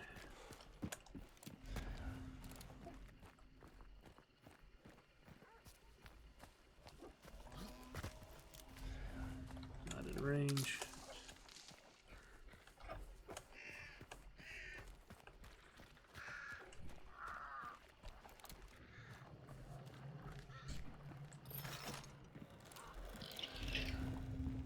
Come on.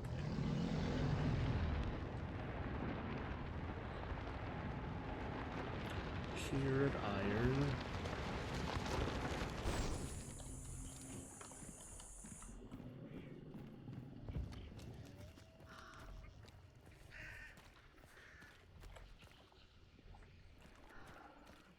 Okay. Wakey wakey zombies.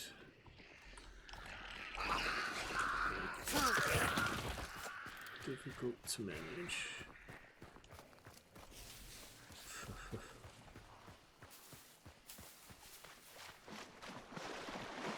It's just so much easier to pick up from the momentum and the teamwork and partners, so solo is a good way to back to the roots and learn more fundamental things. Just so hard, you get sniped out of nowhere. Strength in numbers, I guess.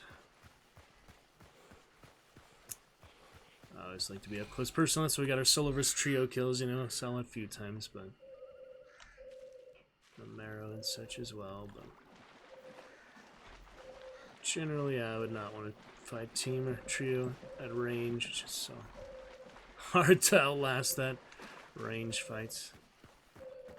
Couple shots, you know, all it takes. It's hard to maintain that against the full team.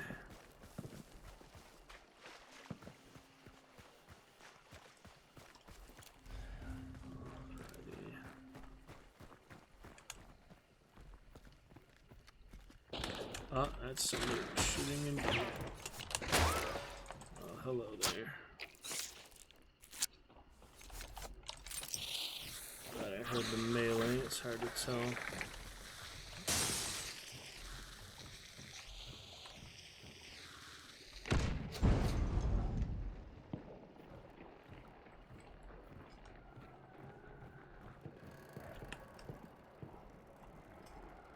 What is this?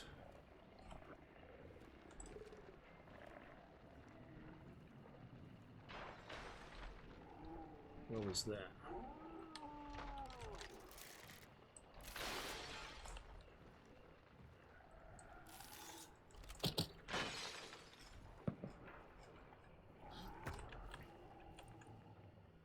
Strange.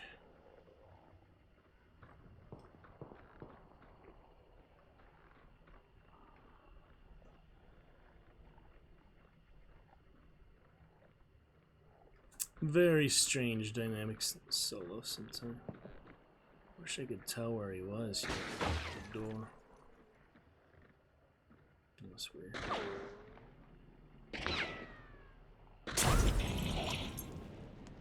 Wow.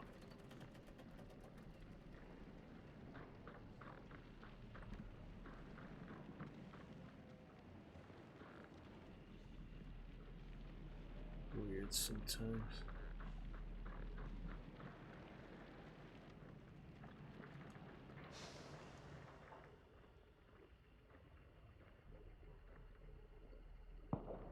Best option at the moment, though, that I can think of.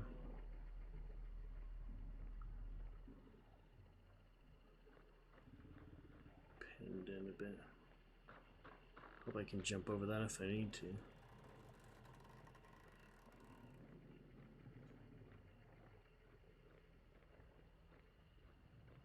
Pretty crazy.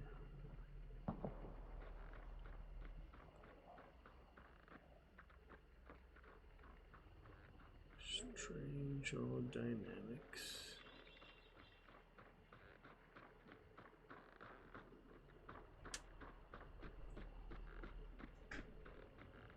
It's so hard to tell.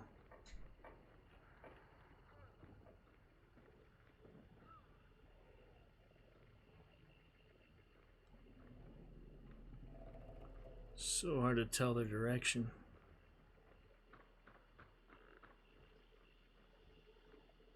Honestly. That's why you want Lightfoot in these situations.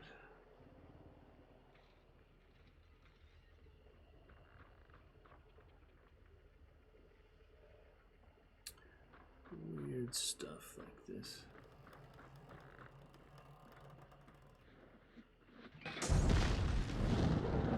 Outside there somewhere.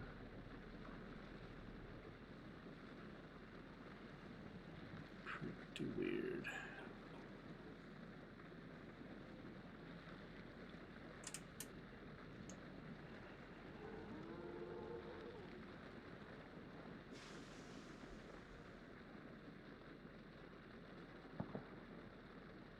Keep hearing them, but not knowing exactly where to pinpoint it. To fight them on my terms is just too difficult.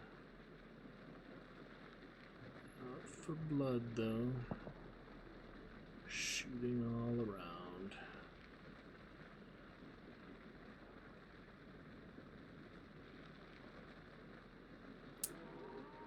It's quite a different way to play.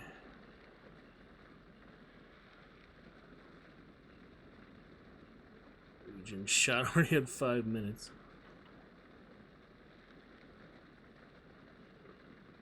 Isn't that funny? Box myself in a little bit here. Could always VoIP, but I feel like they're so quick to the trigger, why bother? I don't know.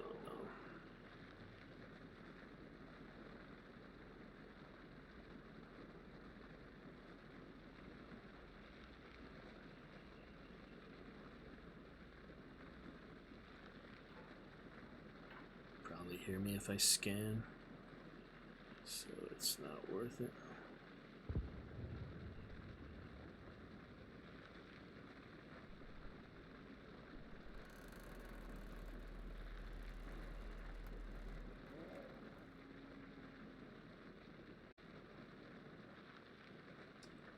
Strange times, sometime. No one's got the assassin yet either. Could use that once it's banished at least. It's something.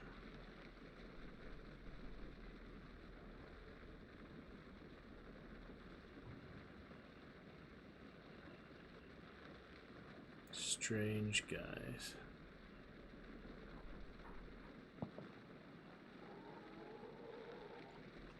Pretty strange. Ugh. Might make me want to play a random trio after all, because this is just silly.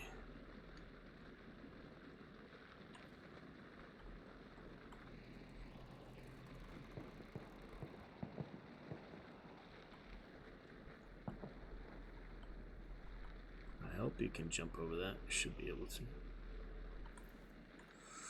What a weird dynamic.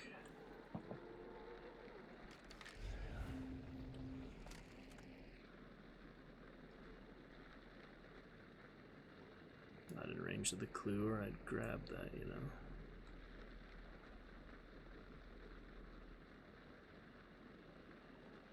So I have rifles and pistols or something, I cannot tell.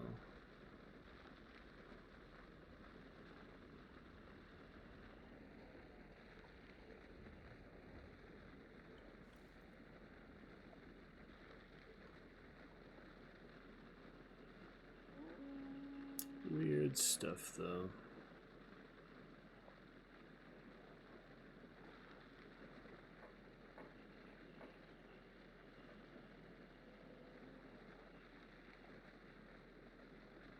Shots and all.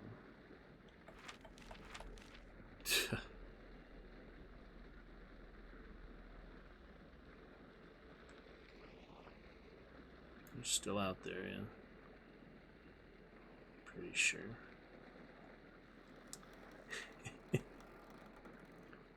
Weird situation. Sometimes.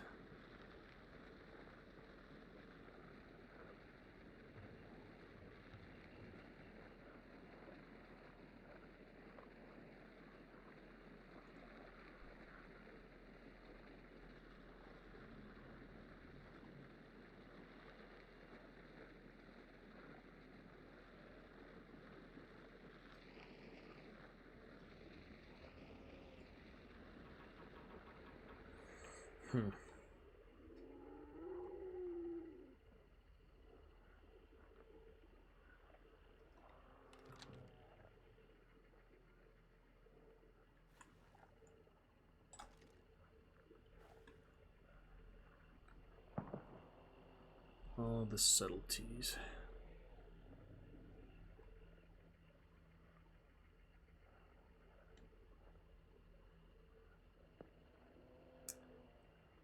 Well, it's a good test of patience, understanding of the game, I guess. Fighting around the assassin sounds like. Let's see. Oh, well. Hello there.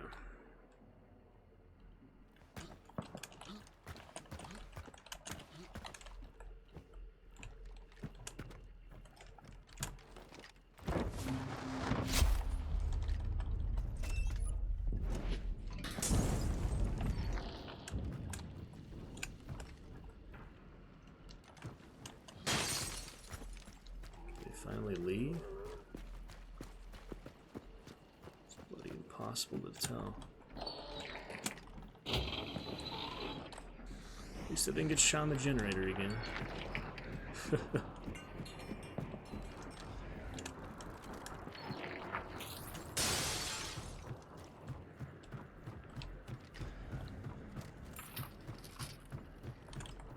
Yeah, clue's clear. They finally left me. But it's so hard to tell when they leave, you know, because they don't run away or anything, or they don't shoot while they're leaving or anything like that. Oh well, we'll see. That was smarter than the red barrel would have been so silly.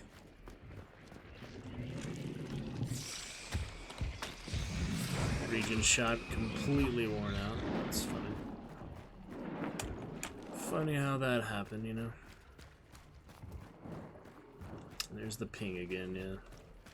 I'll save it for tonight, I guess. Hope the ping cooperates a little better. I don't know what to do about that. People just on my Wi-Fi, I guess. Can't really control what other people do, though, so... I don't even think they're on my Wi-Fi, so... Just so weird. Ping spikes that much, you know? I have no idea. Restarting the game didn't seem to help at all the 2 days ago, or having ping issues. Restarting doesn't really make any difference. Ended up at Sweet Bell.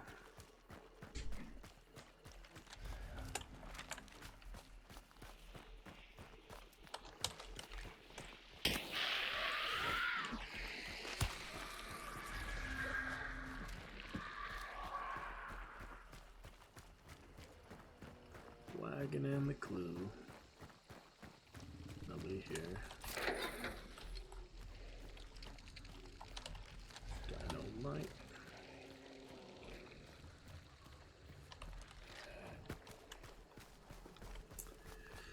Strange situations sometimes. Oh, assassin's here and nobody's even got it yet. That's funny. That is very funny. I did not expect that.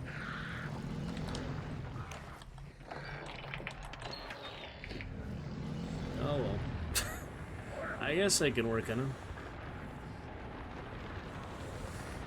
When people are here, at least.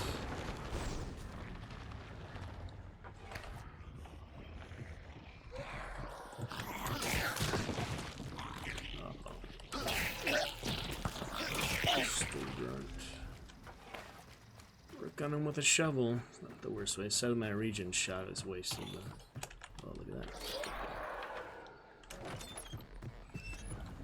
To get in though, I guess I'll have to go in here. The shovel was right there.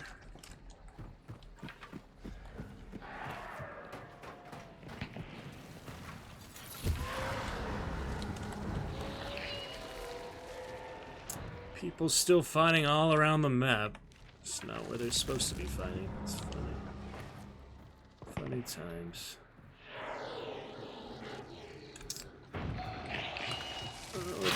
Yeah, because of ping, I don't think I'll go a random trio, however this goes. Ping is annoying. Tad bit annoying.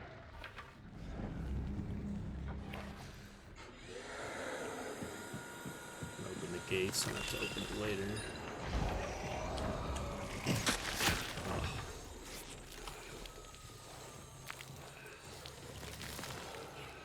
Sledgehammer would be better.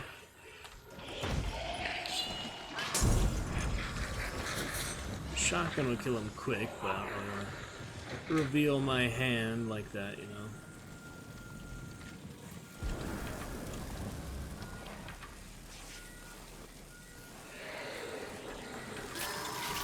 That's a good way to go.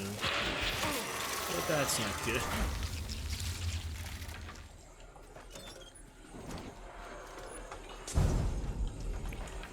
Should put the traps somewhere just to have them.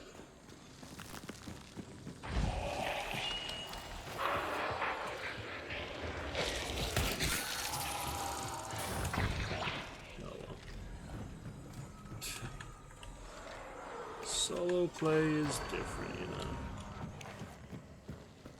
Find a med kit, that would be nice.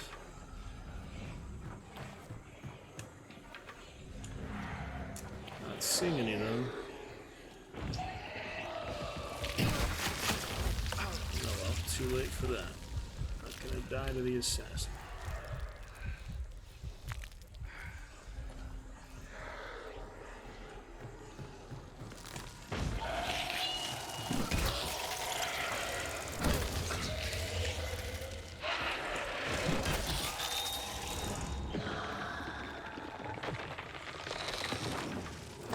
Extra health. That's not good.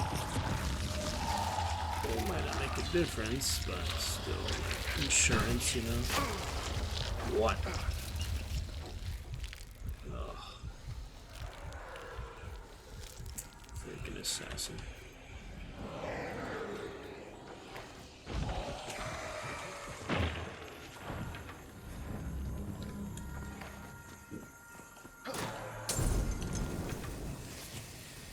Fuses not making a difference.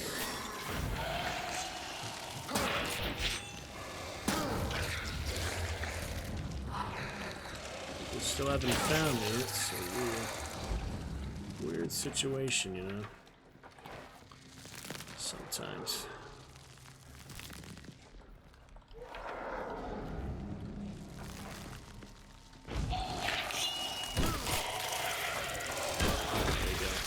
Got the banish. Save myself a med kit. To trap a little bit.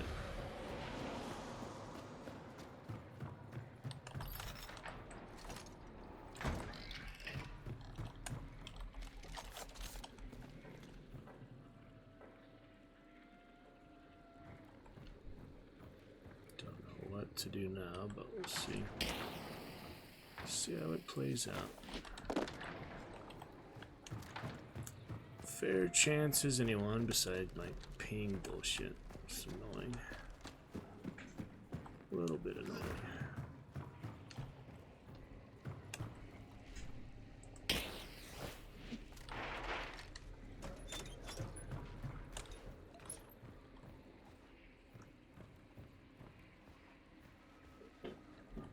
Guess we'll see though.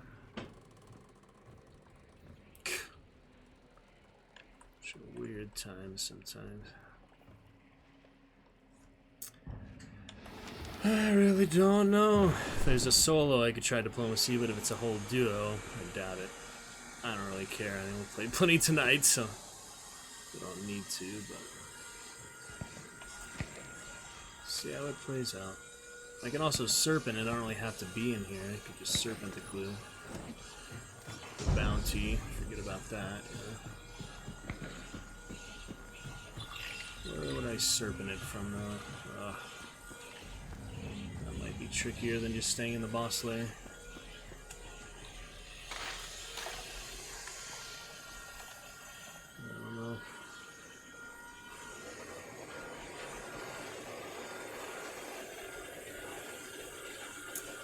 weird stuff sometimes, guys. And the ping issues, yeah, I mean, I know I don't play any better with smooth ping, so I'm not worried about it most of the time. It's just still annoying. I'll try to stop complaining so much, though. Oh, man. Low Crimsoni. 2 people left. How'd you know I VoIPed earlier and you were still there? Really? Were you actually still there? How else would you know? What? Yeah, it must have been from my VoIP, Crimsoni. So wait, you mean the duo, you and your partner are left? Is that what you mean? Well, you already know my loadout, so if you'd like to split the bounty. Oh, you died. How'd you know I was in the game, though? I'm confused. There's no way you could know I'm in the game since I haven't killed anyone. Unless you saw my VoIP. What? You are funny. Hello, hello, hello. Noilk. Alright, we'll figure out. Spectre? What? I'm so confused.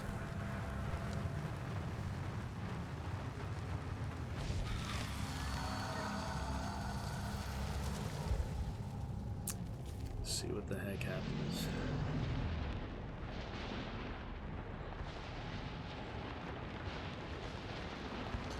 Got a solo, we can try diplomacy, otherwise I don't know what Crimsoni is talking about. So, oh shit, I can try to run northwest. I doubt it's gonna work, but I can certainly freaking try.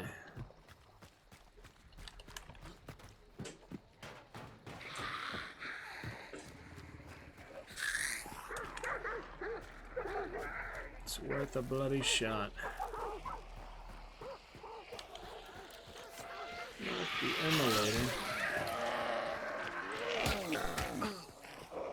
You have 2 people left in the server. How do you know I'm in the server, though?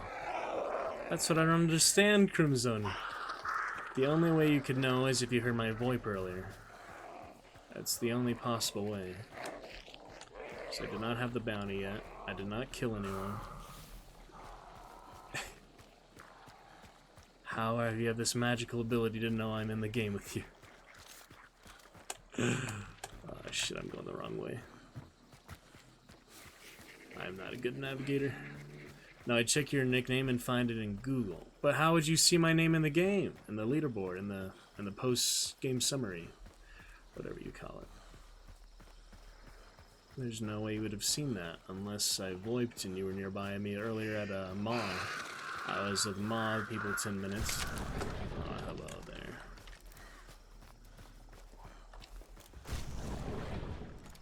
Wants to dance. Get the other bounty, you maniac. Ugh. I have to outlast this guy. So there's 2 solos or a duo, Crimson? I guess we'll find out, huh? I just shooting to shoot. I had no idea where he was. No idea where this armored is either. Duel? What?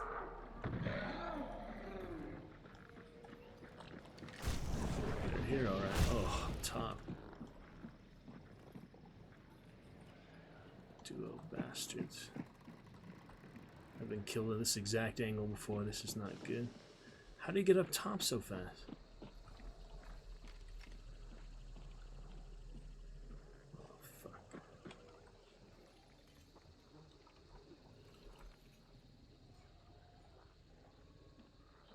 This isn't great.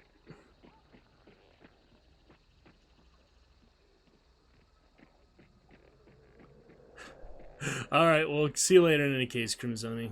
Thanks for coming by. Welcome to the madness here.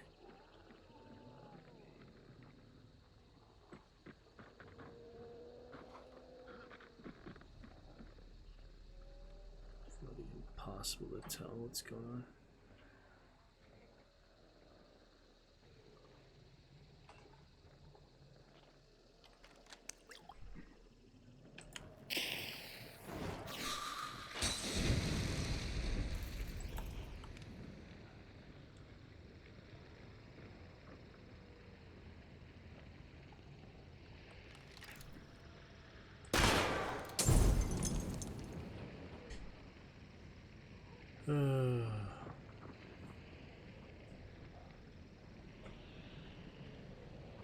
So strange sometimes.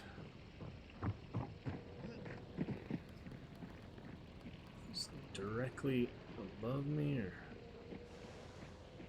can't tell where the heck they are?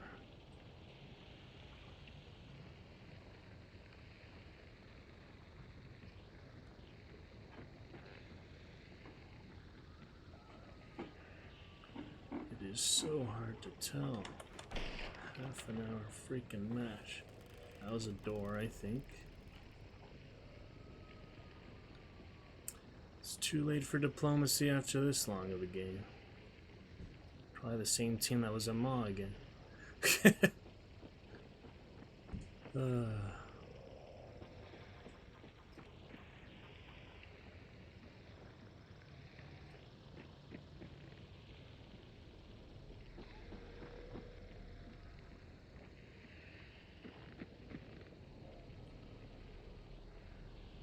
Wish I could tell where they were based on those footsteps. See the shadow, is that him? It's hard to tell if that's actually him or not.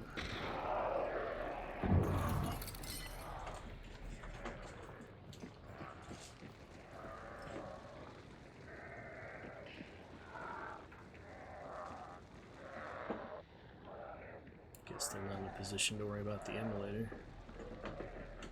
Or I'd be attacking them. Probably up top still. It's weird, I saw the one below and the one behind. I mean the one above and the one behind. Ugh, such a weird sequence. All I have to do is get the other part of the bounty, but they don't want to.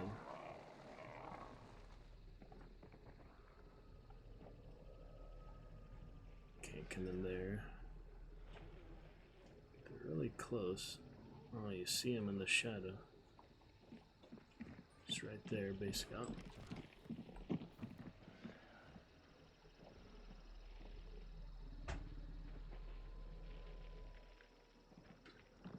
Just walking around there.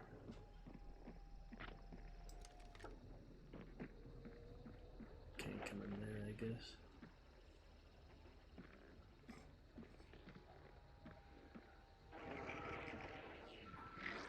The bees.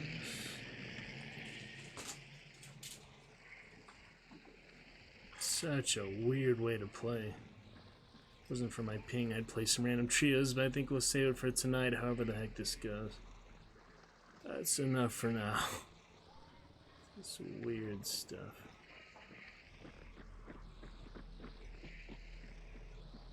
So hard to tell where they are. Just up top. I think I can throw up there. Maybe. Did that go through?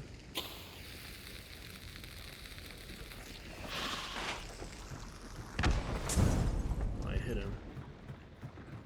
That's something.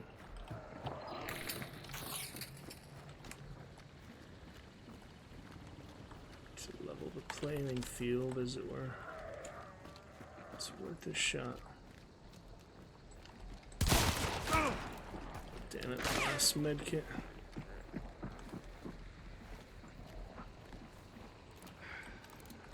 Down to half health.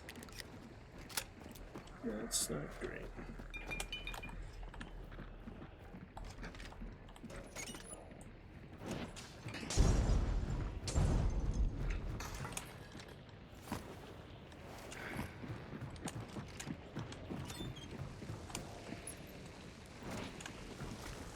Running all over the place. Silly, silly.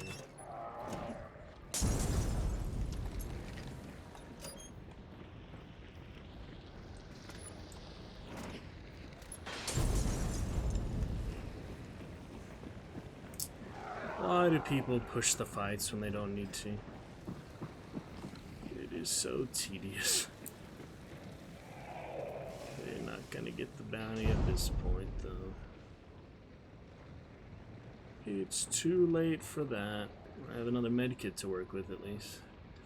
Oh, why do my hands have to be so sweaty? Palms so sweaty this whole match. For nothing. Really doesn't matter. Ugh.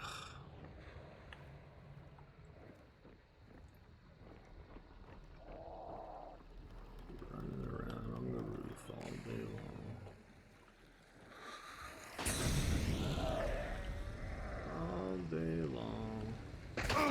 Fuck. Oh, they finally got me at least because of lag, but yeah.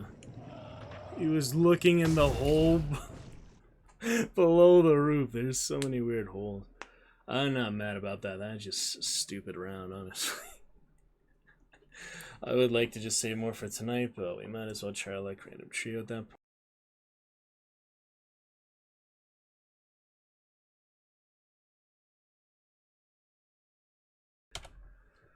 point. So weird.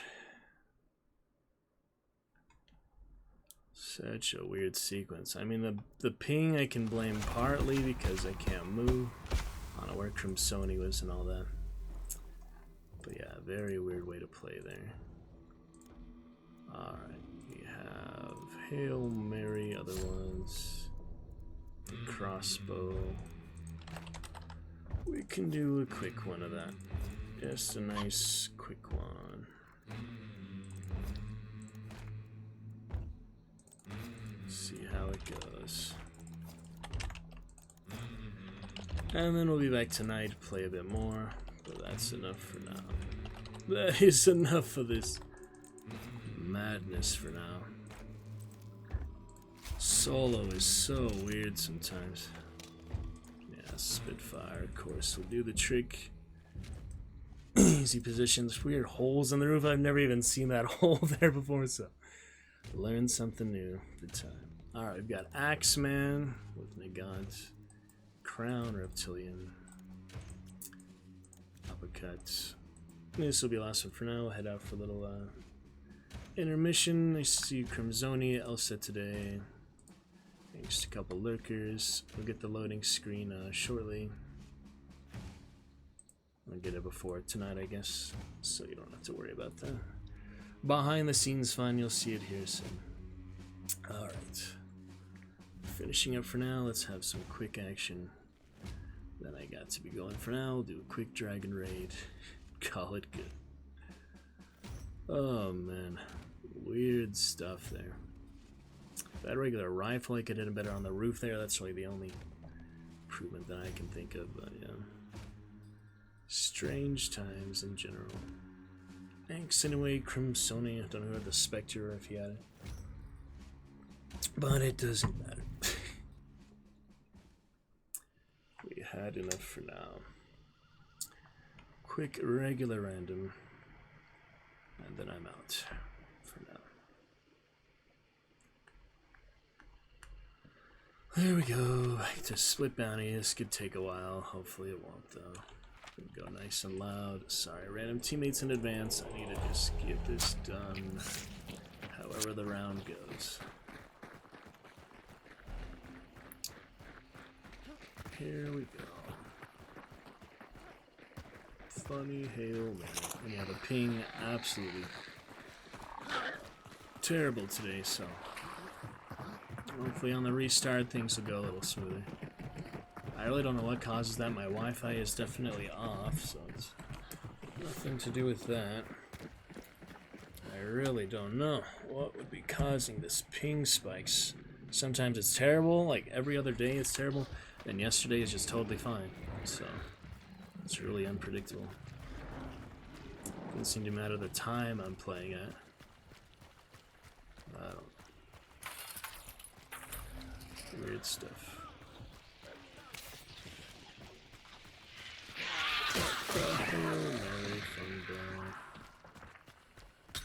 Maybe some decent action this time instead of just waiting the whole time for nothing. The first round, at least we had something, because we came up on them on Desau. That was pretty good. It was quick, but at least it was much better than waiting the whole time like that. Definitely terrible. Okay. Let's see here. Can get a quick one with good Reptilian cat with shotgun cut up that basically. Stay for a great time. Stamina to come later. We shall see. Good luck to the silent teammates. I don't feel like VoIPing in the beginning anymore because people have been rude when you do that. So, save VoIP for replies if they have anything positive to say or interesting in general.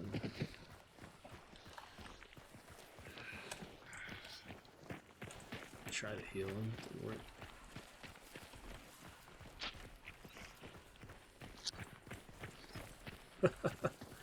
Was it lets you heal a teammate even if they're not injured? I don't actually know.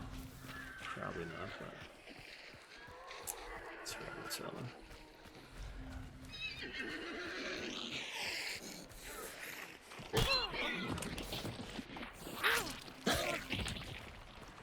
There's the ping again. Unpredictable issue.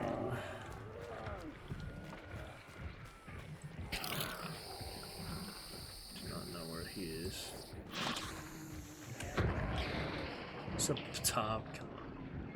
Come on.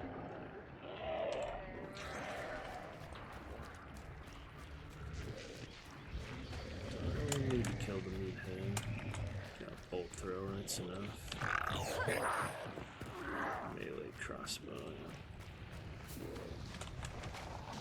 Alice. Oh, he just went by Alice. That's awkward.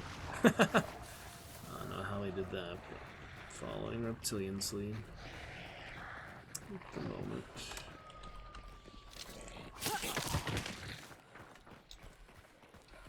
Dynamite, bit of that, bit of this.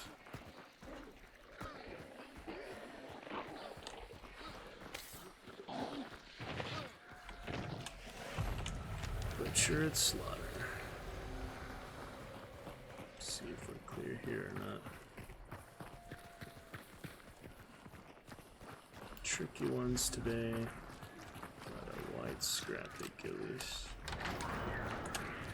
Gonna avoid the birds. Come on over, scrap.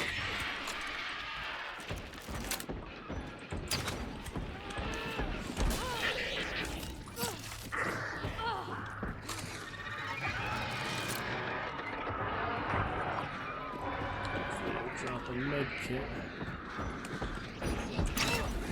That's not good. Got me down to one. Hit already.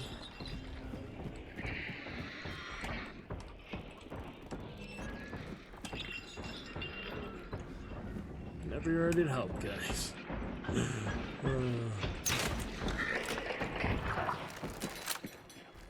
Med kits yet? I don't see any. Place to get cornered. Pretty bad as far as they go.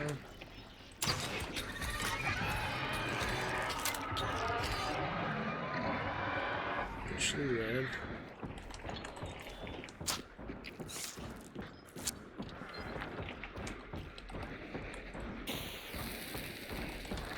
don't know where they're at, but shit.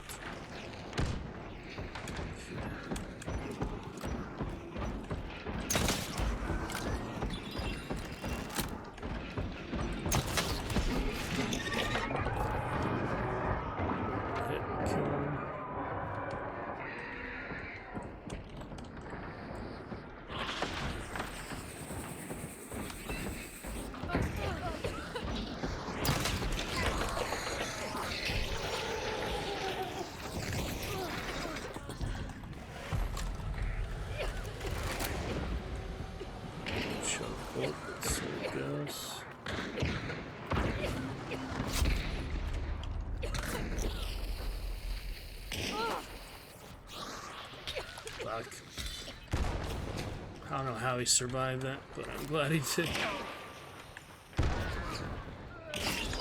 Shit.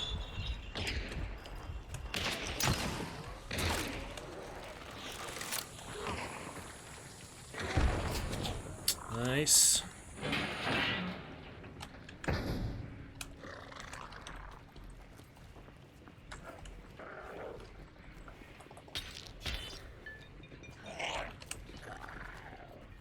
Pretty sure there's one more out there.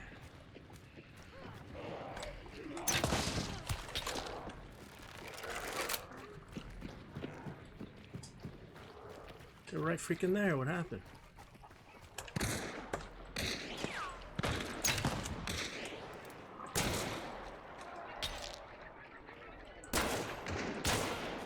Come on.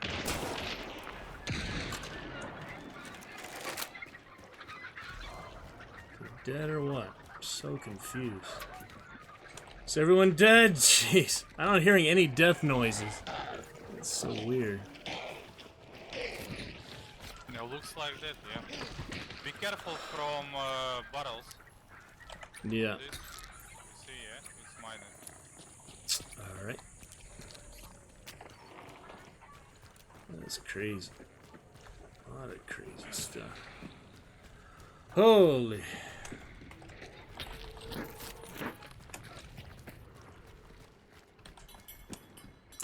But hey, better action nonetheless. So much better than the last round. Ugh. The ping is really not cooperating today, but what can you do? Medkit. A lot of ammo. That's what happens when you don't burn scrappy. You got stuff for days. Looks like they're fighting at Slaughter. We'll probably be able to get out with this bounty. Call it good for daily counter. We will see.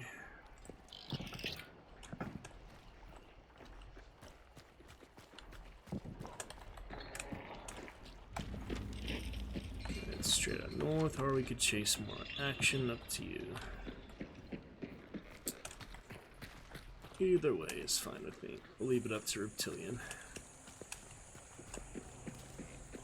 Chase Butcher. Sounds like they're still fighting. Sniper, you should probably get that, but he does have the uppercut, so I'm fine with giving them both the token. They do have better range.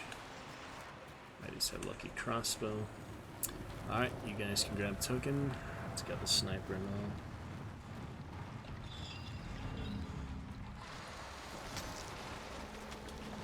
all. Alright, Reptilian, you want to go to Butcher or get on out north? What do you want to do?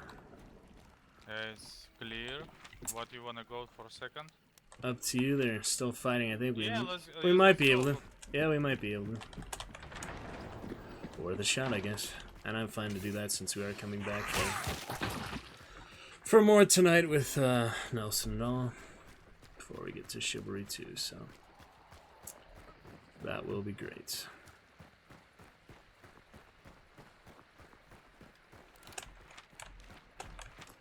We'll at least chase them out to Cyprus. Or fight and die, or fight and win, possibly. I mean, it's all possible. Don't know if I have the best route, but I'm trying.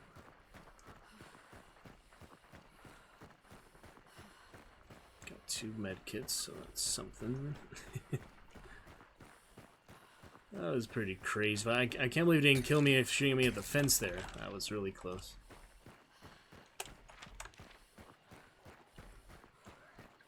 That was extremely close.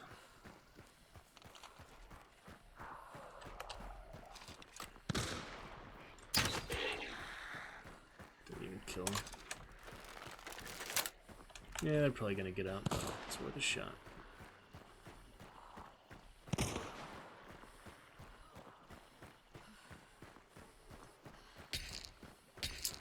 Will be first Hail Mary full victory, not first kill, but we got a kill before.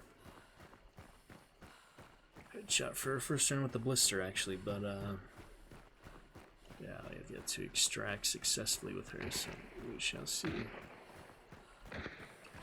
Doesn't really matter though, it's sort of sentimental, you know. Might be able to pick one off. If we run fast enough.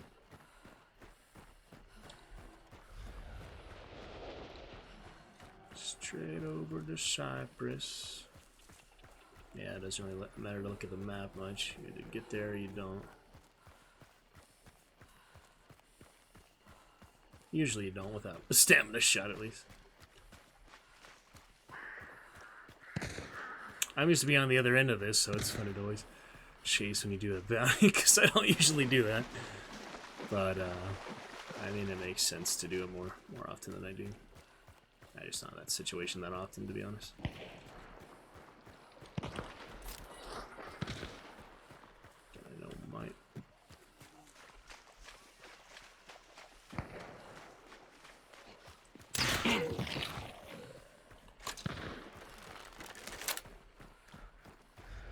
Looks like they're at the boat. Maybe not, though. They're gone.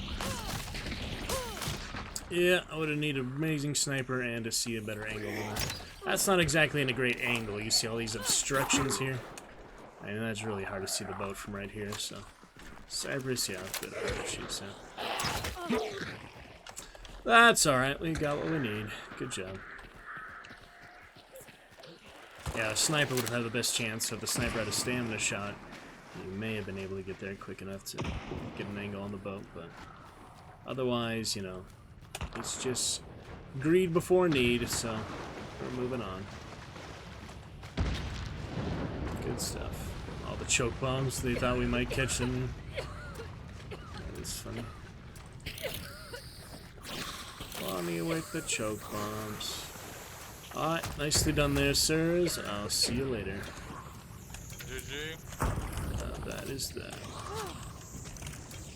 Conflict. Conflict. That's pretty good.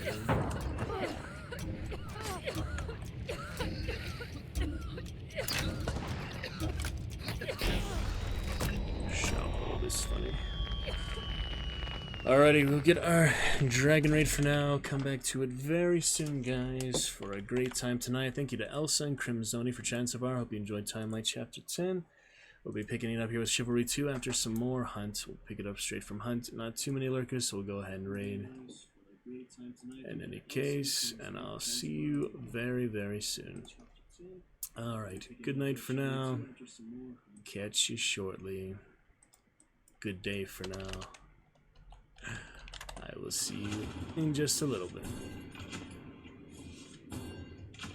Alright, catch you soon, guys. Have a good night. Have a good day. I'll be back.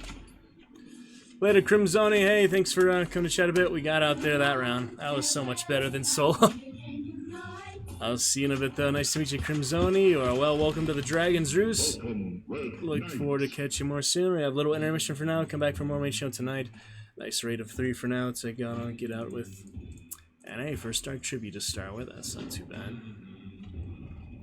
See you back to it very shortly. A fun intermission and a fun time to come here soon tonight. So we'll look forward to it. We'll pick it up shortly. That guy was from UK. Wow, pretty good ping for being US wise. Absolutely, Crimzoni. We'll look forward to see you soon. I was in Europe? What the hell? Was I actually playing on Europe server? No wonder the ping was so bad. Well, that was an accident. I was playing on Europe that whole time, guys. Holy smokes. Well, we had a fun European visit there. That is hilarious. That is hilarious. I put it on Europe by accident. Oh, well, good stuff. See you soon, Crimzoni. And yeah, thank you to Elsa coming to chat a bit too. Hope you enjoyed Timeline Chapter 10. I'll see you guys shortly tonight. I was on Europe server. That's hilarious. See you shortly, guys. Yep, I'll be with you soon, Crimzoni. Oh, Poland, nice. That's funny, man. No wonder I had bad ping. Good stuff. See you later, man. No wonder people play differently. See you soon, guys. See you shortly, guys. Yep, I'll be with you soon, Crimzoni. Oh, Poland, nice.